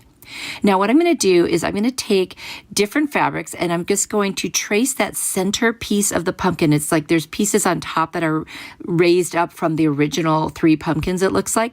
I'm going to trace around on the back of the fabric, and that's what I'll be able to cut out. And what we're going to do is adhere 3 different fabrics to the center of each of those pumpkins. I think that's going to look so pretty. So I'm just going to carefully cut them out, and they should be the right size when it's all said and done because I traced around that edge. So I'm hoping that it works. And once that's all cut out, we're just going to put down some Mod Podge, and then we're going to lay down the fabric and then put Mod Podge over the top. You could also use spray adhesive, whatever kind of glue you want, or fabric tack glue is fine too. But it's easy to use Mod Podge, and fabric does work really well with the Mod Podge. And on this one, I'm not going to wait for it to dry and use the iron. I'm just going to go ahead and stick the fabric right on there and then do the top coat. I have seen such cute fabric at Dollar Tree this year. And there I'm going to do the middle one with this fabric that I'm showing you. And then this other fabric with the cute little foxes, I'm going to do the bottom one. And there they are. Since I showed you how to do the first one, now you know how to do them all. Now I'm going to take my antique wax and I'm going to go all around the edges and the stem of the pumpkin and the stand, because I want it to have that beautiful, rustic, nice wood look all the way around it. And I just used a small brush and was very careful going in on those edges. Now that that's done, I'm going to take my pumpkin chalk paint by Waverly, and I'm going to do all the sides of the pumpkin, the ones that are remaining. Doesn't it look pretty? And then I took a combination of white wax and antique wax, and I just went back and forth on the middle of those side pieces and created like a contour shadowing, you know, for pumpkins, how they have those kind of divots or whatever you want to call it in them. And that creates that kind of look. And you just don't have to do that if you don't want to. I just like that look. Now I'm going to take some pretty leaves and a beautiful white sunflower, and then I'm going to take some pit berries, and I'm just going to wrap them around my finger and make some pumpkin tendrils. I know I always say this, that's my favorite way to do that. I love the way that looks. There you go. And I think this looks so pretty with all the different fabrics. I think I'm going to put this one outside. It just means I need to spray it with a protective kind of a seal, which I tend to like to do anyway. I don't always show you that part in the video because I do that after the fact. I take them outside and I can't really always film that as easily, but I do that where it's necessary. Now, guess what? I covered up the stem. I'm going to take a cork that I have in my stash. I'm going to cut off a little piece, a little wedge off the bottom of it there because I want it to have like a little flat angle side. And it just took a little pushing. There it is. And I'm going to put a ton of hot glue. I'm going to set it right on the stem that's already there, and it will raise up above the flower so you can actually see it. And I think that looks so cute. I love using corks for pumpkin stems. I think they're just like the perfect thing to use, and they're the perfect shape. And that's it for this one. Isn't it pretty? I just think it turned out really nice, and you could do this any way you want with any fabric. Let me know what you think.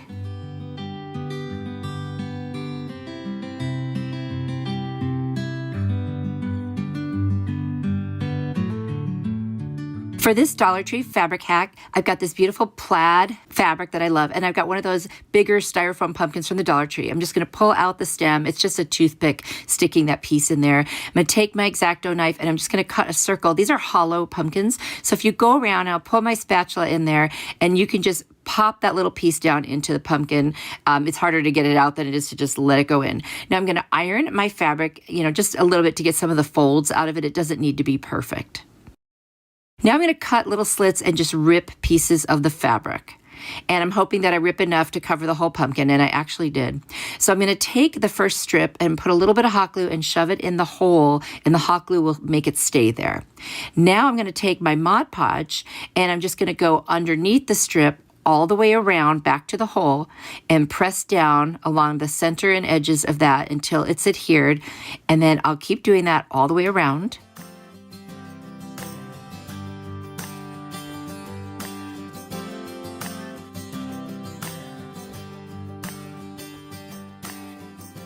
And yes, I could have just done it all the way quickly with the Mod Podge, but I tend to do things in sections because then I can keep track of the direction and make sure that it's got enough Mod Podge on there. When I get to the end, I'll just do the same thing and hot glue the end and stuff it inside. So I've done that all the way around the pumpkin. And wherever there were little gaps, I just filled them in with more fabric. So I put Mod Podge over the entire thing, and now I'm going to cut some Spanish moss up and hot glue it to the very top of the pumpkin. And trim off anything that's just kind of leaning out too much for what I want. And there it is. I think this is turning out gorgeous. I'm going to take 2 corks and hot glue them together. You've probably seen me do this before in a different video. I'm just going to use that little toothpick that was already there. I have other ones, but it was right in front of me. And I'm going to place that in there carefully. And then I'm going to paint this pumpkin stem with my Waverly Antique Wax. It just looks perfect that way. And then I'll hot glue the bottom there and the toothpick and shove it right in to the top of the pumpkin, and it'll just stay perfectly. And give it a little angle. So there's my pumpkin stem. And I think this is so cute. This might be one of my favorites. I'm going to put some big leaves on there and just add some more embellishments. I usually do my pumpkin tendrils with the pit berry. There I go again with that, wrapping around my finger. If you want them tighter, you can use a pencil. I like them a little bit wider. I feel like it looks more natural.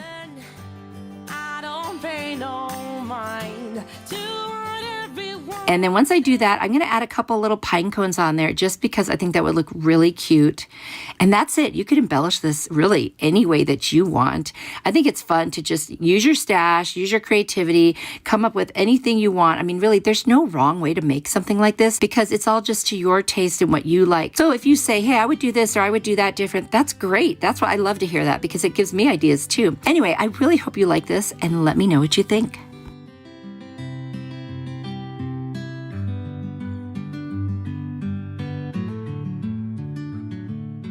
For this Dollar Tree fabric hack, I've got 2 different fabrics I'm going to use. And then I've got a stencil from Chalk Couture that I'm going to use that I think is really awesome. And I've got this cute little piece that reminds me of a pumpkin. It was only $3 at the Target Dollar Spot, and I got this several years ago. So I'm going to cut out the part that says Farmer's Market on that stencil because that's what I want to use.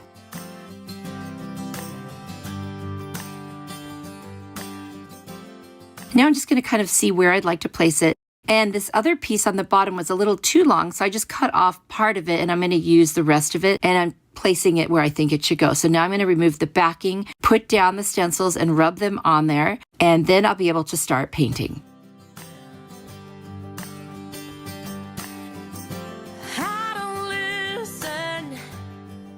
For this one, I'm going to use my ink colored paint by Waverly, which is just black. And I'm just going to be as careful as I can and paint the whole thing. And then I will just take off the stencil. And don't forget, you need to wash them off right away with warm water and soap. So once that's on there and dry, I'm going to use my polyacrylic to seal the whole thing so the paint stays nice and perfect the way it is. I'm going to rip up several pieces of each of these fabrics by just cutting some slits and ripping them. I love the frayed edges. And we're going to make a messy bow where you just kind of stack them alternately back and forth. And once I have them all on there, then I'm going to take a piece of twine and I'm just going to wrap it around the center. Actually, I guess that's rope. And wrap that around the center and tie it off on the back. I'll make a knot and then I will just cut off the excess rope because we won't need it in this particular case.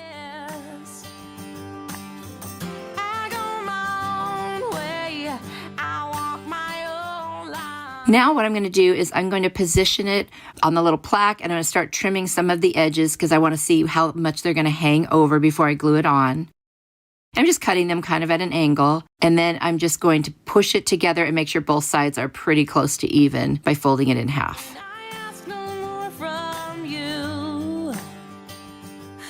I'm going to glue the back of that knot there right to the center top of the little plaque. And I'm going to add some pine cones right to the center. I thought that was really cute. And I even go in and trim a little bit more because I feel like they're covering the little ribbon, or the bow is covering the words. So I'm just going to go ahead and cut off some extra threads and cut off some of those pieces so you can still read it. And I love this one. I love making messy bows because you just can't do them wrong. I mean, honestly, they're just so cute, just the way they are. They add a nice rustic feel. And with these two fabrics, I thought it was so pretty.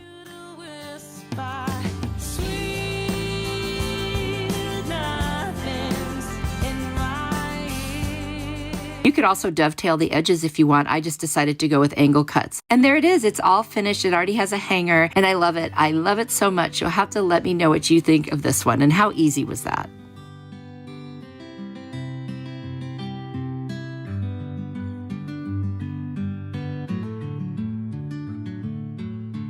For this Dollar Tree fabric hack, I'm only going to use the orange fabric actually.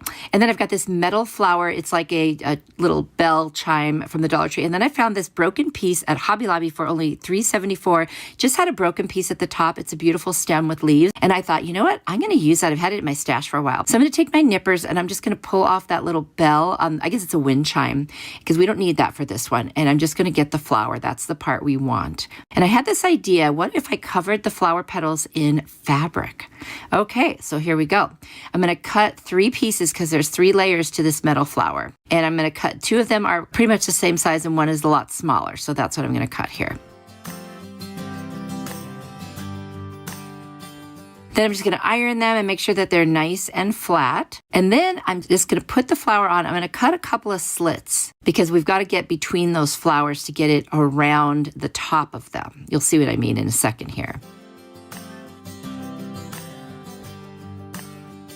Now, it turns out you really only need to do 1 slit, but the first time I wasn't sure. Now I'm going to go into one of those slits and I'm going to cut a little like square kind of in the center there without cutting off the other pieces. When I do the next one, I'll show you a little bit of an easier way to do it that I figured out after I did the first one. I was just kind of figuring this out as I went because it was just an idea I had, but I've never seen it before. Now you take that piece, you put it over that bottom layer of petals. Make sure that all the petals are covered and that the slits are in between petals.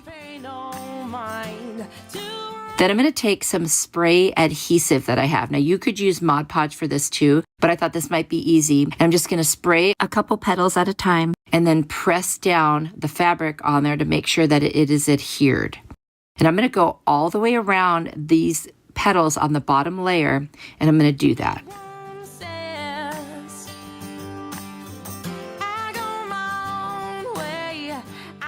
Now I'm going to take my scissors and I'm just going to go in between and cut the excess fabric away from all of those bottom petals.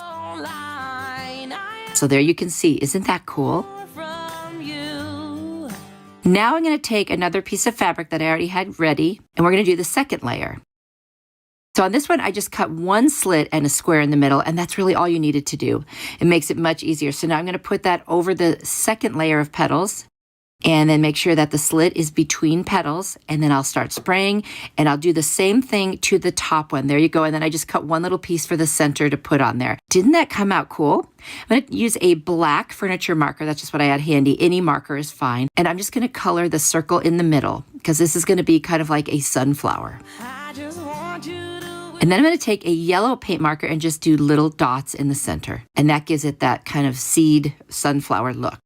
Now, because it's so deep in the back and I want to glue it on there, I'm just going to cut a bunch of little pieces of scrap wood in that center until it's tall enough that when I turn it over, see how I did that? It will touch right there on the stem and I can glue it on.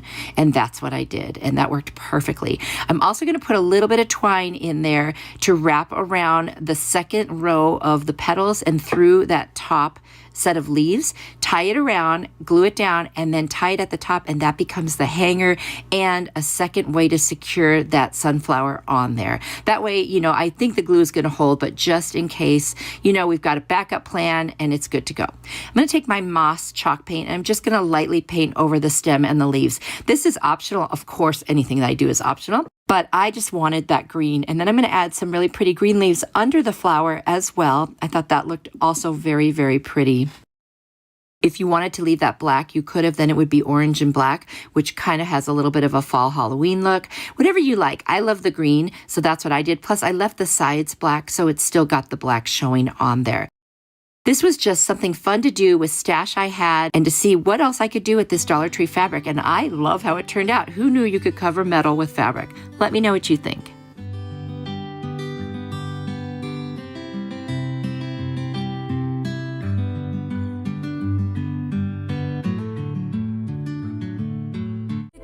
For this Dollar Tree calendar hack, we're going to use the 2025 Count It All Joy calendar. This is brand new, and I'm so excited that I found some calendars. We're going to take the October page or the picture, and we're going to take some half beads I got from Amazon, and then we're also going to use this Dollar Tree sign that I have that was back from like Easter time. Now, I am going to take off the hanger.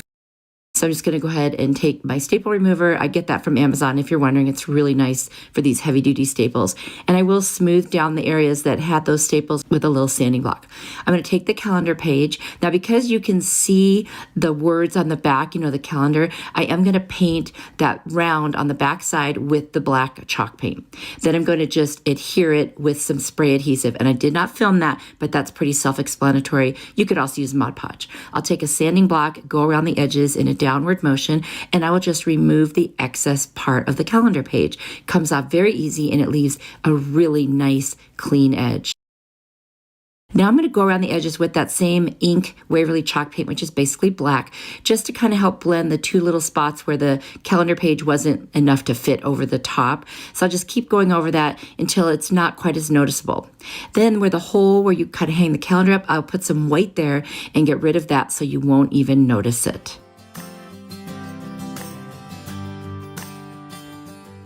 Now I'm going to take my half beads and I'm going to put them on like a clock. So 12, 3, 6, and 9. And this way I will get them all the way I want them.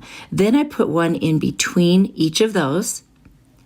And then I put one in between each of those, and then in between each of those until I get as many on there as I want. You could keep going until they're all touching, or you could leave some spaces, which is what I did this time. So you see here, I'm just dry fitting them right now so that I can see how many I need. Now I'm going to take my maize chalk paint. I'm going to stick them to a little scrap, paper here that I use. It had some spray adhesive on it. I'm going to paint them all in the maize, and then I'll take my antique wax and dry brush them. So basically just put a little on my brush, dab most of it off, and then just kind of dab it on the beads. I didn't want them just yellow looking. I wanted them to have a little bit of the brown on them. Now I'm going to take a black furniture marker, and you could use any kind of a black marker. I'm just going to go around that edge because it had that MDF kind of finish on it, and I did want to cover that up.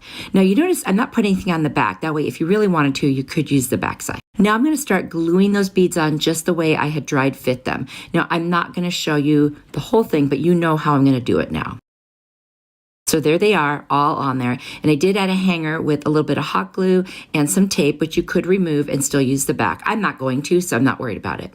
I've got these beautiful leaves. They're kind of silk-like.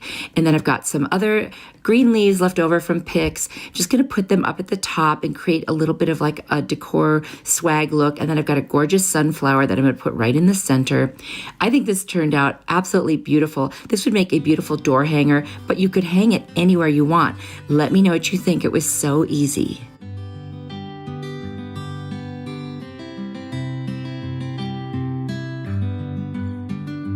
For this Dollar Tree calendar hack, I'm going to use the Count It All Joy calendar again, and I'm going to take the Harvest Blessings page. Now, I've got this sign from the Dollar Tree. It's got 3 pieces in the woods already kind of faux planked, which I really love. It just kind of makes it easy and nice to do.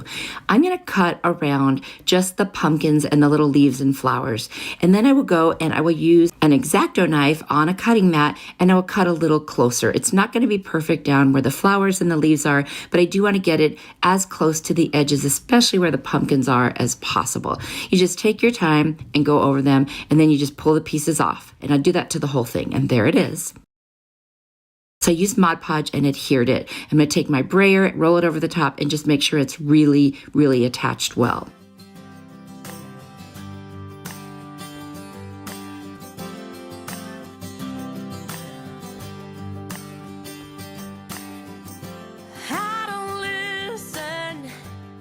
Now I'm going to take an X-Acto knife and cut through those planks because I want to keep the planks on there. Now I did get a little cut happy there, but I can fix that with a little distressing.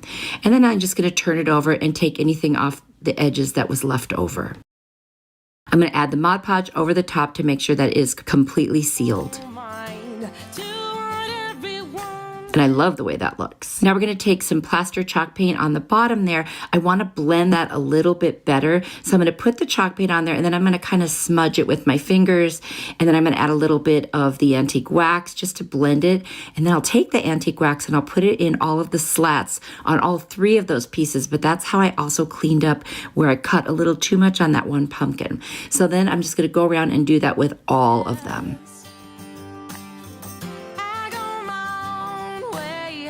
Got this really pretty sunflower. Now it's a little glitzy for me with that gold in the middle, but I did figure out a way to get rid of that. So I took out the center and I just kept dabbing on it with my antique wax until most of the shine was gone. I didn't mind having a little bit because then it looks like the little seeds in the sunflower.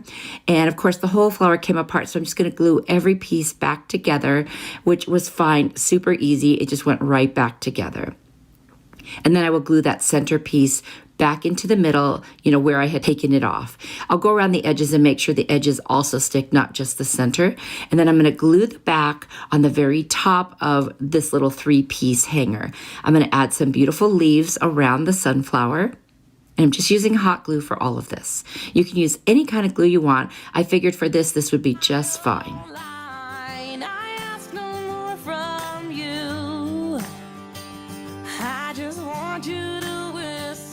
And then for the bottom piece, I'm just going to add some really beautiful kind of lighter leaves. I love these leaves. I'm pretty sure I got them at Walmart, and I'm almost out now, so I will have to be on the lookout for some more because I can't imagine crafting for fall without them.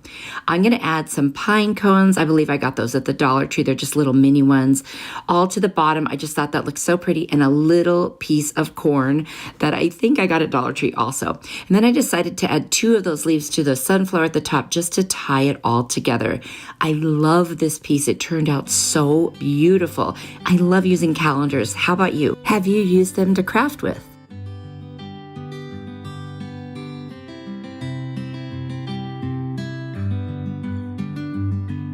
For this Dollar Tree calendar hack, this is such an easy one.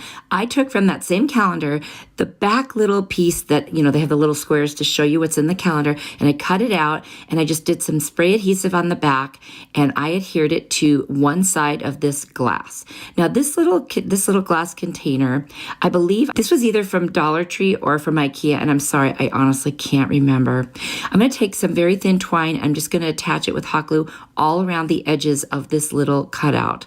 And I think that just really finishes it off very nicely. Super easy, just takes a couple minutes to do.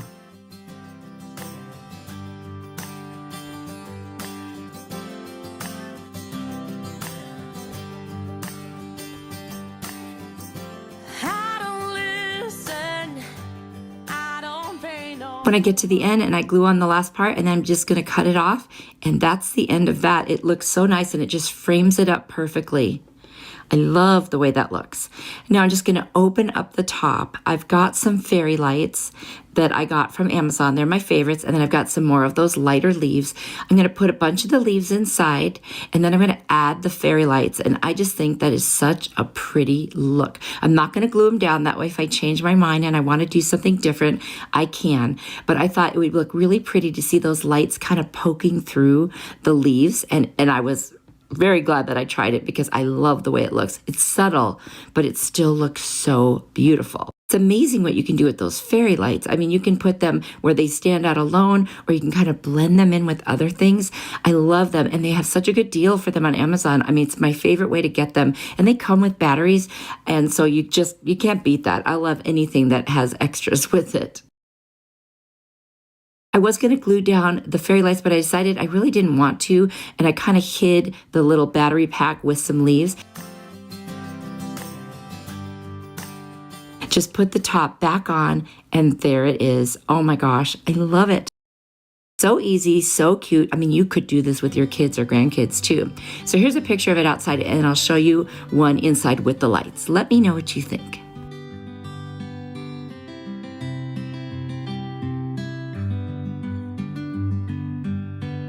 For this Dollar Tree calendar hack, I'm going to use the You Do You 2025 calendar from Dollar Tree. I love these pictures. They're kind of boho and fun. And then I've got this beer flight piece from the Target Dollar Spot. I've probably had it for a couple years. It was only $5 and it's very solid.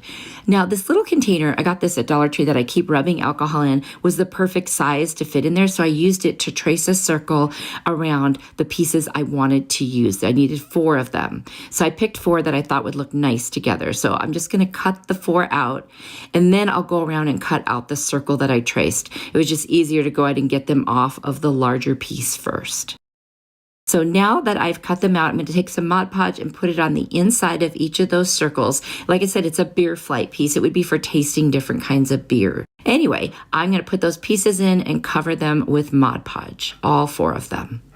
Aren't they just so cute? I just love the colors. It's fall, but it's also boho, so you could use it year-round. I'm going to add a piece of white nautical rope from Dollar Tree on the back, hot glue it, and use some masking tape, and that will be our hanger. Now, obviously, you don't have to use this as a hanger, and you could still use it as a beer flight since we did cover it with Mod Podge, but I don't do beer flights, so I'm just going to use it as a hanger. And there's some more tape just to make sure that that rope stays in place. On the top, I'm just going to add some pretty leaves that I had left over from pics, and I'm going to add a sunflower right to the center.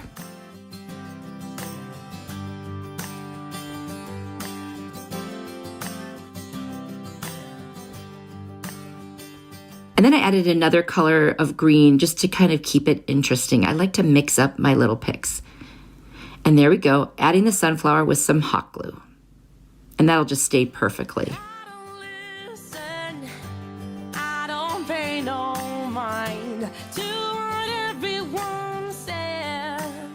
Now I've got some just small pieces of leftover pip berries that I had around, so I'm just going to cut them and I'm going to put them in. I'm not going to make curly cues with them. I'm just going to snip little pieces off and attach them so they're kind of sticking out behind the flower, but in front of the leaves. I wanted to give it a little bit more dimension and just kind of give it that growing wild kind of look.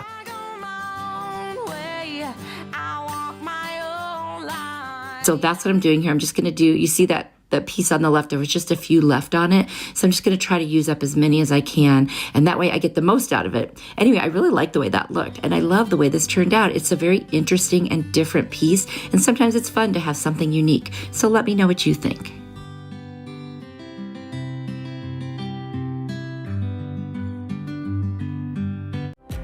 For this first project with the Dollar Tree pumpkins, it's going to be a 3-in-1. So you could do 3 separate DIYs, or you could combine them all into one, which is what I'm going to do. So I've got the jack-o'-lantern, the thankful pumpkin, and then the layered pumpkin. I've also got this really pretty silver tile that they sell at Dollar Tree. That's like a sticker back. So the first thing we're going to do is get rid of the sticker part, because that will not work with this. Once you cut into one of these tiles, it just doesn't work because it separates. So I'm going to cut off 2 of the sides so that I can get a hold of it. And then I'm just going to literally tear off that sticky part. We literally don't need it. Now I'm going to take a little spatula and I'm going to gently pull off that leaf and the acorn, because I want to save those and use those for another project later. I'm also going to get rid of the thankful word, which I wasn't trying to keep because it's a little bit thin. So I just took it off and made sure there was nothing rough left on there. I'm going to take the pumpkin shape, I'm going to turn it over the backside of the tile and trace around it. And then I'm just going to cut it out, and it cuts very easily with regular scissors, no problem. I love making multi-purpose crafts, like 2-sided or 3 parts or 2 parts or whatever, because you just have, it's so fun and you get to do different things. So now that I've got the pumpkin shape cut out, I'm just going to hot glue that piece right on there. I'm going to start at the top because I don't want to misplace it when I set it down and then not be able to move it. So I'll just carefully put the very top part on, and then I'll lift back that tile piece and I'll start doing another section and then a 3rd section till I have the entire piece literally glued right on to the wood. Very easy to do. By the way, you don't have to use hot glue. You could use any glue you want, but I like it to dry very quickly. Now I'm just going to take my scissors and trim around any excess on the sides that might have hung over. And if it's around the stem, you might just need to use a little X-Acto knife. I'm going to take my plaster chalk paint by Waverly and I'm just going to paint over the tile, and it's just going to look so pretty like this. You'll see when I'm done. You could pick any color actually that you want. Then I'm going to take my antique wax and I'm going to dry brush, so put a little bit on my brush, wipe most of it off and drag it across. And then those raised parts really stand out, and this gives it such a cool kind of antique look. And I'm going to darken the stem. And honestly, you don't have to do that because you're not going to see the stem if you do it as a 3-part DIY. But if it's a solo DIY, you would want to do that stem darker. I'm also going to go around the edges with a stiff brush and just kind of distress that with the antique wax. I love that look, especially on that old-fashioned looking tile. It looks like those tin tiles that you used to see on ceilings back in the day, or if you go any older buildings, especially when you're traveling around Europe, whatever, you see that all the time, and I just love that. And there I am, just making that stem a little bit darker. Now I'm going to embellish all of them after I put them together. Now we'll move on to the second piece. So I've got the jack-o'-lantern. I'm going to go ahead and remove the tag and the hanger.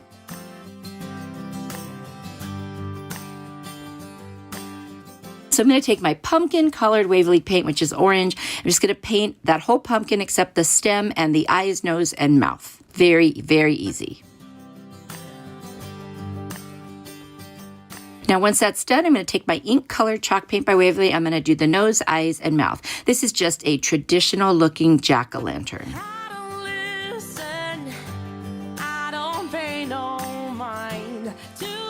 It's just fun painting. I enjoy that.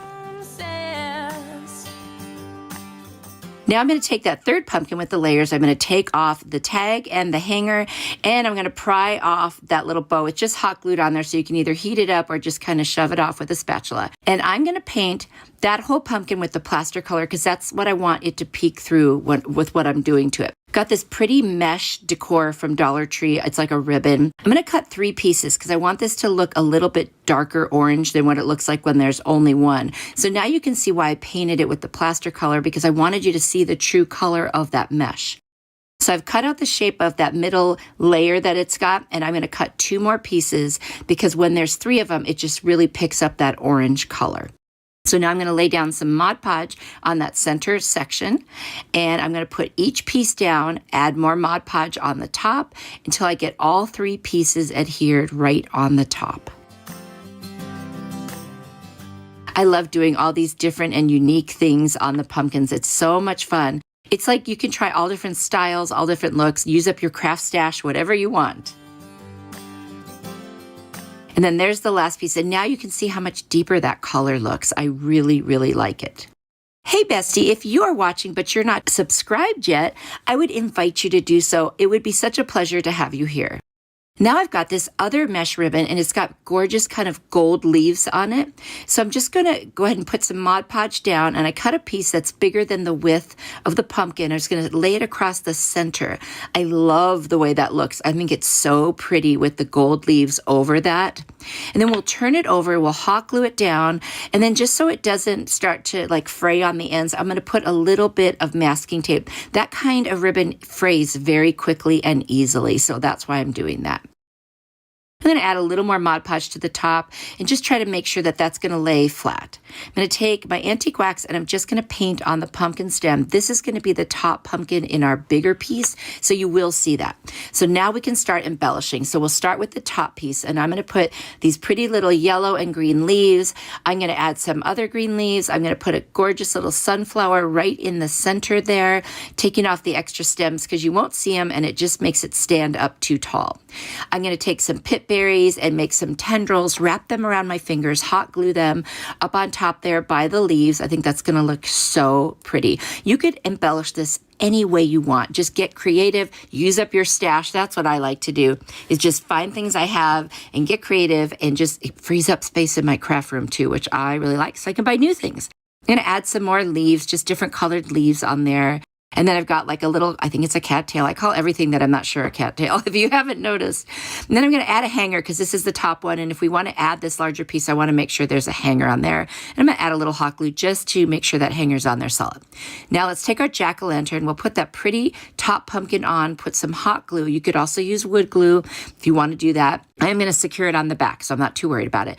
And I'm just going to put that one on there. I'm going to add some more hot glue on the back. And then we're going to move on to embellishing in between those two pumpkins. So I'm going to use different leaves for this. These are a darker green, but I thought it looked really pretty next to the orange there. It has a nice little divider between the two pumpkins. We've got some brown and orange sparkly berries I'm going to put there, and then some orange leaves. You know, whatever you've got, literally, just pull it out and see if it looks good. And if it does, add it and just have fun with it. That's the important thing, is enjoy what you're doing. It's a great creative outlet. Now we're going to take the tile pumpkin. We're going to glue that one underneath the bottom of the jack-o'-lantern. Again, I'm using hot glue right now because we're going to reinforce more on the bottom or on the back. Then I'm going to take these gorgeous kind of brownish leaves and I'm going to put them, because this was a distressed piece anyway, so I thought those leaves looked better there. And I'm going to add a few pine cones and some more of those little pip berries wrapped around just to give it a little more texture. And then I'll glue those down as well. I'm loving how this stacked piece looks. So you can see how it's 3 DIYs and then I made them all into one by assembling them. So I'm really enjoying this piece and I love the different look of each pumpkin. You could just have so much fun with that. I'm going to add some more, again, I'll call them cattails. You guys know I don't know what these things are called. Anyway, they're on there. So there's the front. Doesn't that look so pretty? Now we're going to turn it over. I've got some scrap little pieces of MDF or wood, and I'm just going to hot glue them between the seams of each of the pumpkins and give it more stability, especially because it'll be standing up. And if it knocks over in the wind or whatever, you know, I want to make sure that this is going to be stable. I'm going to have this outside by my front porch. And of course, at the end, you won't see it, but off camera, I do spray it with some clear glaze just to seal it in and make sure it's nice for outside. I've got some craft paper we are going to finish off the back because there's so much going on back there that doesn't look pretty. So we're going to go ahead and start at the very bottom. We'll hot glue in sections all the way around these 3 pumpkins with that one large piece of craft paper. And once we get them all on there, off camera, I'm just going to take a blade on a cutting mat. I'm just going to cut off the excess so you won't see it from the front, but the back will be nice and clean and pretty.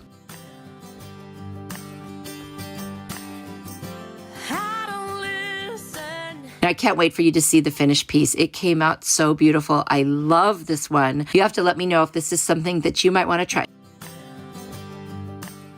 So there's the bottom pumpkin first. I wanted to show you a quick close-up of that. Then we're going to move on to the jack-o'-lantern. And of course, we all know what that looks like, but there it is. And then we're going to look at that top pumpkin, which I think is just gorgeous. It's like we've got a glam, a fun, and a kind of distressed antique look. And now here they are all together. I love this piece. It's so cute. If you wanted to add a little stand, you could. I'm just leaning it, so I'm going to consider this a leaner. And there it is on my porch with some other pieces. I hope you like it. Let me know what you think. For this Dollar Tree wood pumpkin, I'm going to take this layered one and we're going to get a couple pieces that were on another one that I took off, and this gorgeous multicolored fall looking cord I got at Hobby Lobby on clearance. I'm just going to go ahead and remove the hanger, the tag, and the little bow that was on there. I'm going to paint the whole thing with the white wax by Waverly. All it does is brighten up the wood a teeny bit, but you can still see any wood grain through it, and it just gives it a more even kind of a look. I'm going to take that cord and I'm going to hot glue it around each of those 3 raised pieces that are layered on there. This is going to be very simple and elegant, and I think it just turns out beautiful. It's not going to be too busy. If you want something that's not like ultra farmhouse or ultra, distressed, you just want a nice, clean, fun pumpkin, but it's not too glitzy or, busy, this is a great one for you. If you can find a nice cord like this, I'm sure any of the fabric stores or crafting stores will have something similar. Isn't that beautiful? I wish you could just see those colors in the cords. It's all fall colors mixed. I'm going to take my antique wax and I'm just going to paint the stem of this pumpkin. Again, we're keeping this one very simple. I'm going to paint the acorn and the leaf with that same antique wax, and I'm going to kind of wipe it back a little so you can still see, you know, the little indentations for the leaf and the acorn on there. We're going to hot glue the leaf on first and then the little acorn, just wherever you would like them to be. I'm just putting mine up at the top by the stem. Then I'm going to add just a few small pieces of greenery. I thought that there was green in the cord, so I wanted to bring some of that out. And then these little teeny berries that I had left over from a pic, just going to add these on there just to give it a little more interest. But I'm going to do everything I can not to go overboard in terms of the decor. I'm going to use a furniture marker in the walnut color, and I'm just going to go ahead and do the top of the acorn and the little acorn stem. And then I'm going to do those little lines on the middle, the veins on the leaf. I'm going to do that also just so that you can notice them. Super easy. And you know, this is all optional. You don't have to do any of this if you don't want to.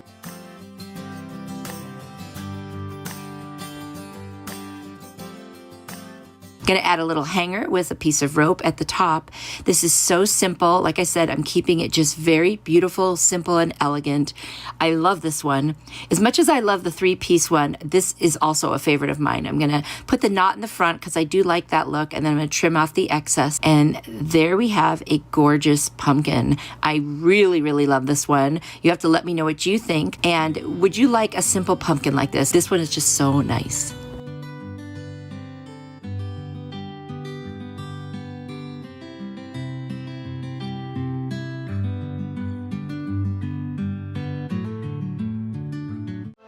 For this viewer challenge water bottle hack, I've got 6 water bottles, and I'm going to take a blade and just cut off the bottom portions of all 6 of these.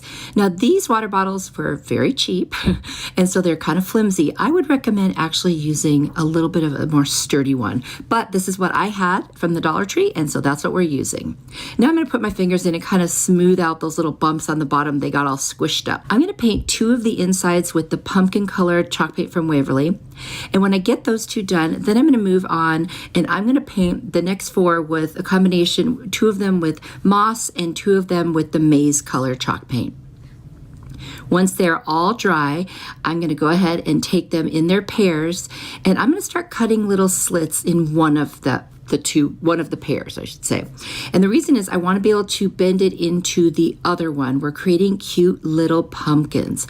So it takes a little maneuvering, and because these were on the squishy side, they kept crinkling up. So again, you know, maybe using one squishy one and one hard one would have been ideal for this particular project. I've got a little foam paintbrush stick that I saved. I'm going to use my walnut furniture marker and just going to stain it with that. And I'll be sure to do the ends as well.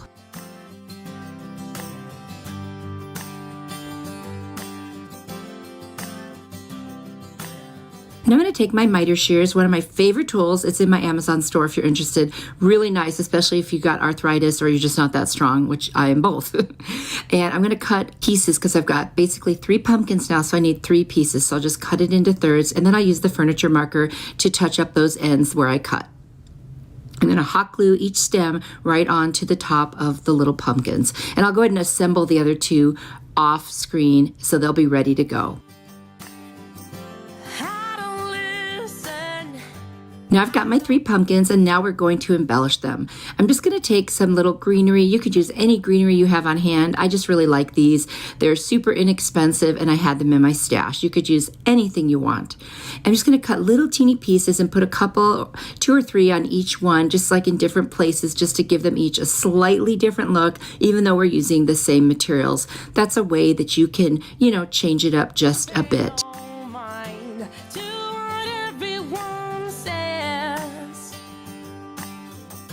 Now I'm going to take some pip berries, wrap them around my finger, snip off the end, and just make some pumpkin tendrils. I'm only going to do 1 for each pumpkin because the pumpkins are so small. I didn't want to overcrowd the top of it. I'm just going to hot glue that right on to the top of each pumpkin. I love using the pip berries for pumpkin tendrils. They're just perfect for this. They also stick on really well with the hot glue.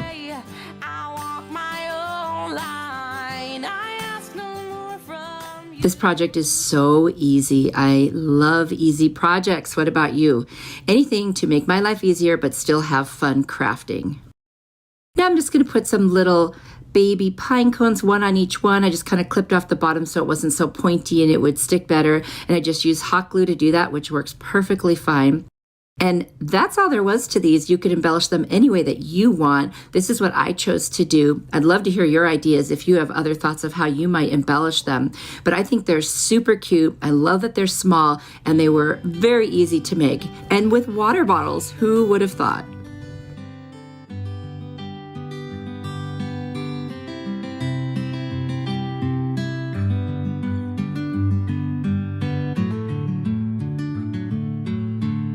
For this next Dollar Tree water bottle hack, I've got one water bottle and then I've got some burlap and a cute little scarecrow hat from the Dollar Tree. Now I'm going to save those lids. We're going to do a project with them.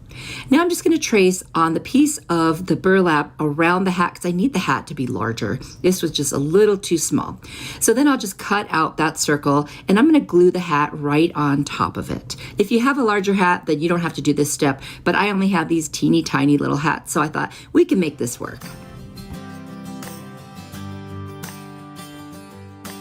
Now I'm going to take this cute little plaid ribbon and I'm just going to cut little squares. There were already some on there, but I thought it needed more now that I made the hat bigger. And I would just hot glue them on in various places just to make the hat look like it was already this size and that it had these little squares all over it. Easy peasy.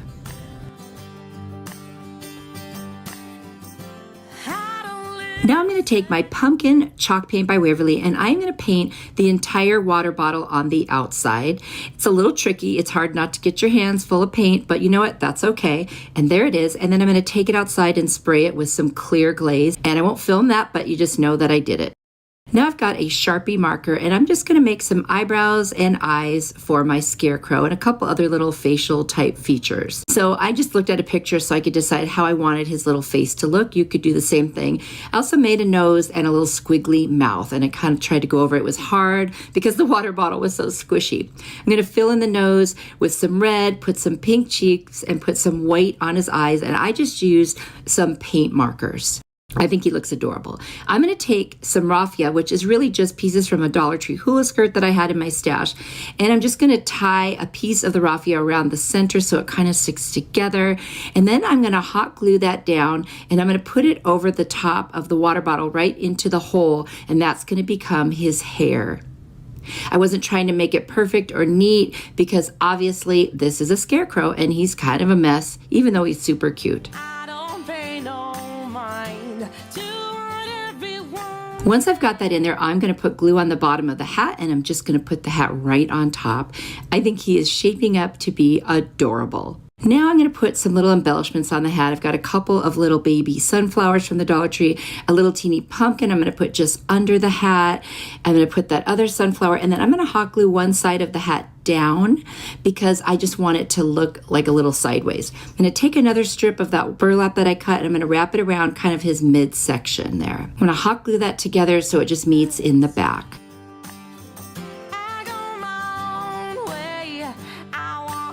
Add a little extra glue just for, security to make sure it stays in place. And then I've got these cute little orange and black plaid buttons that I ordered on Amazon, and I'm just going to put one on top of the regular burlap, and then I've got this orange burlap from the Dollar Tree, which I will also wrap around and glue on, and I'll put one more button right there. I just thought this made his little outfit look super cute. And if you don't have the little plaid beads, don't worry, you could just paint some beads orange or whatever you want. I've got these baby little hay bales from Dollar Tree. They're so cute.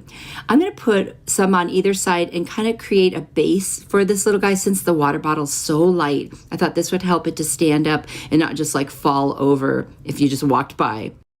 And I'm just going to put 3 on one side, 2 on another, just kind of create a little shape. And then I'm going to add some embellishments, some little vegetables and things I got at Dollar Tree, a little corn stalk, also from Dollar Tree. And then I'm going to add an acorn and some pine cones. And I just thought that would be so cute. I also reinforced with glue on the back just to make sure nothing would move around.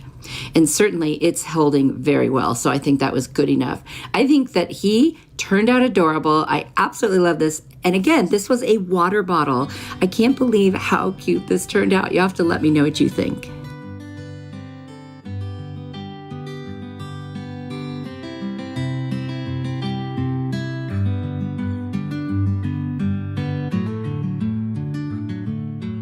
I decided to go ahead and use the lids from some of the water bottles that I had so they wouldn't go to waste. So the first thing I'm going to do is fill them up with hot glue, and then I'll kind of like shake it side to side to help it kind of spread out and end up laying very flat. And I do that to all 4 of them.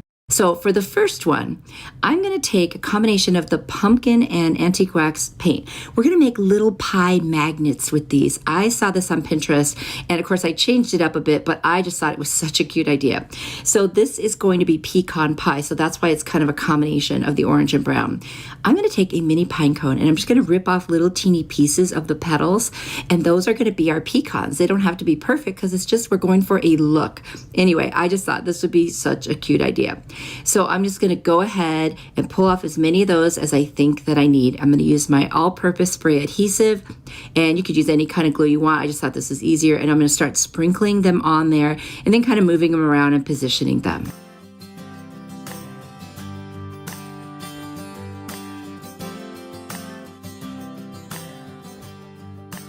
Now I'm going to very slowly add some hot glue around the edge, and I'm just going to kind of hold it so it sort of drips over the end. This is going to be the edges of the pie crust. So I'll do this slowly all around the entire little pie, kind of wait for it to set up, and then I'll move on to the next one. This is going to be a pumpkin pie, so we'll just use the pumpkin color chalk paint, and I'll paint the whole inside with that. The next thing we're going to do is go back to the pecan pie, and we're going to use our hazelnut colored chalk paint. I'm going to paint the crust, and then we'll paint also the sides of the bottle cap.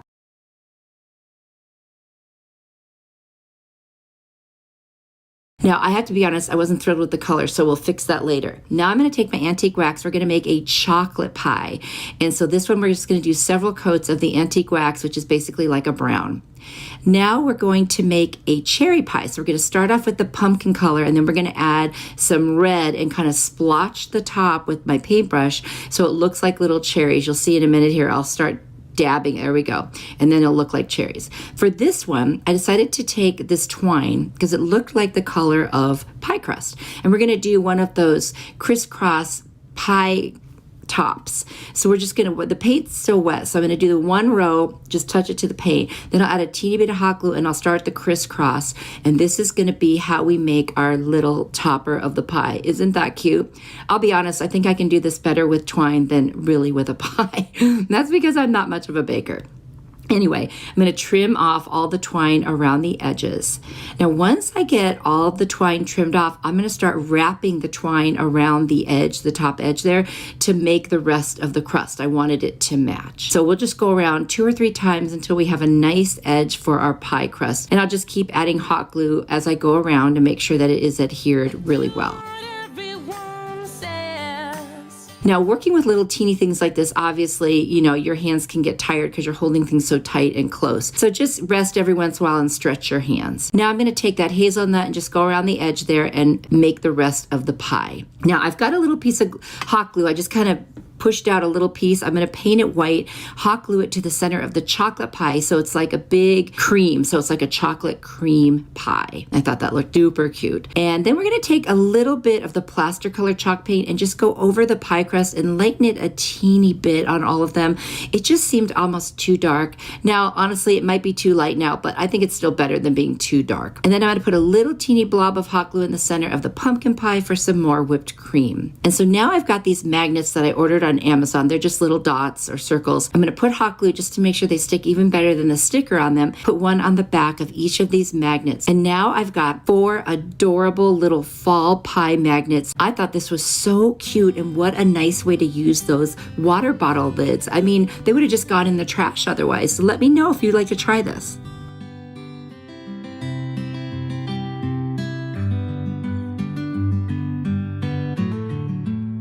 For this Dollar Tree water bottle hack, I am going to make the cutest little bat, and I think this would be fun to make with kids. I've got 1 water bottle, googly eyes, and a couple pieces of construction paper, black and white. I'm going to use my ink colored chalk paint by Waverly. I'm going to paint the entire water bottle all the way up to the top with this color.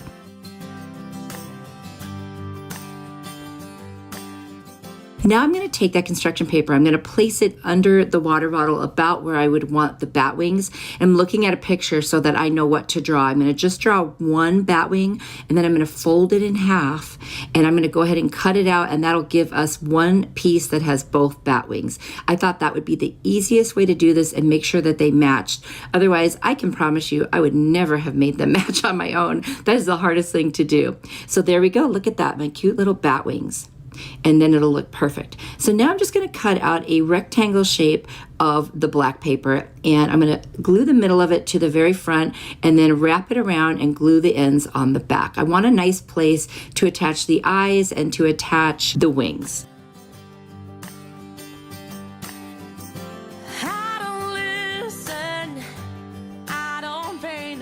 And I'm just adding some more in the center so that it doesn't kind of pop up. I'm going to cut off the excess and then make sure I've got something right on the ends there to make sure it sits down, and I will hold that for a sec.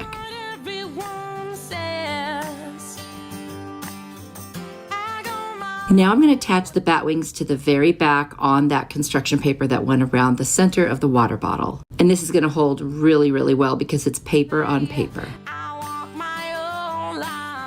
This has got to be one of the easiest DIYs and so cute, especially for those who like to do something cutesy for Halloween. I'm going to put a googly eye right in the front on each side.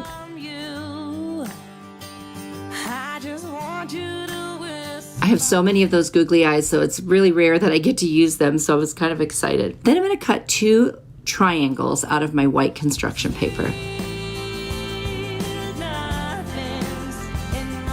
And once I have them cut out, I'm going to lay them on top of each other, and I'm going to make them more narrow. I wasn't sure if I'd do a good job of cutting them out the same when I was cutting them separately, so I thought if I put them together and then I cut the fangs for the bat, they would end up the exact same size. And that's how I decided to do that, just to make them, you know, even. So now I'm just going to glue the fangs right on under the eyes to the little bat's face.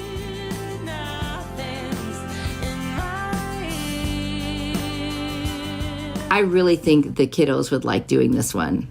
And there it is. I think he's adorable, and you could put something in it if you want to. I decided just to leave it the way it is. Maybe a glow stick would be a good idea. That way you could set it out somewhere. Let me know what you think.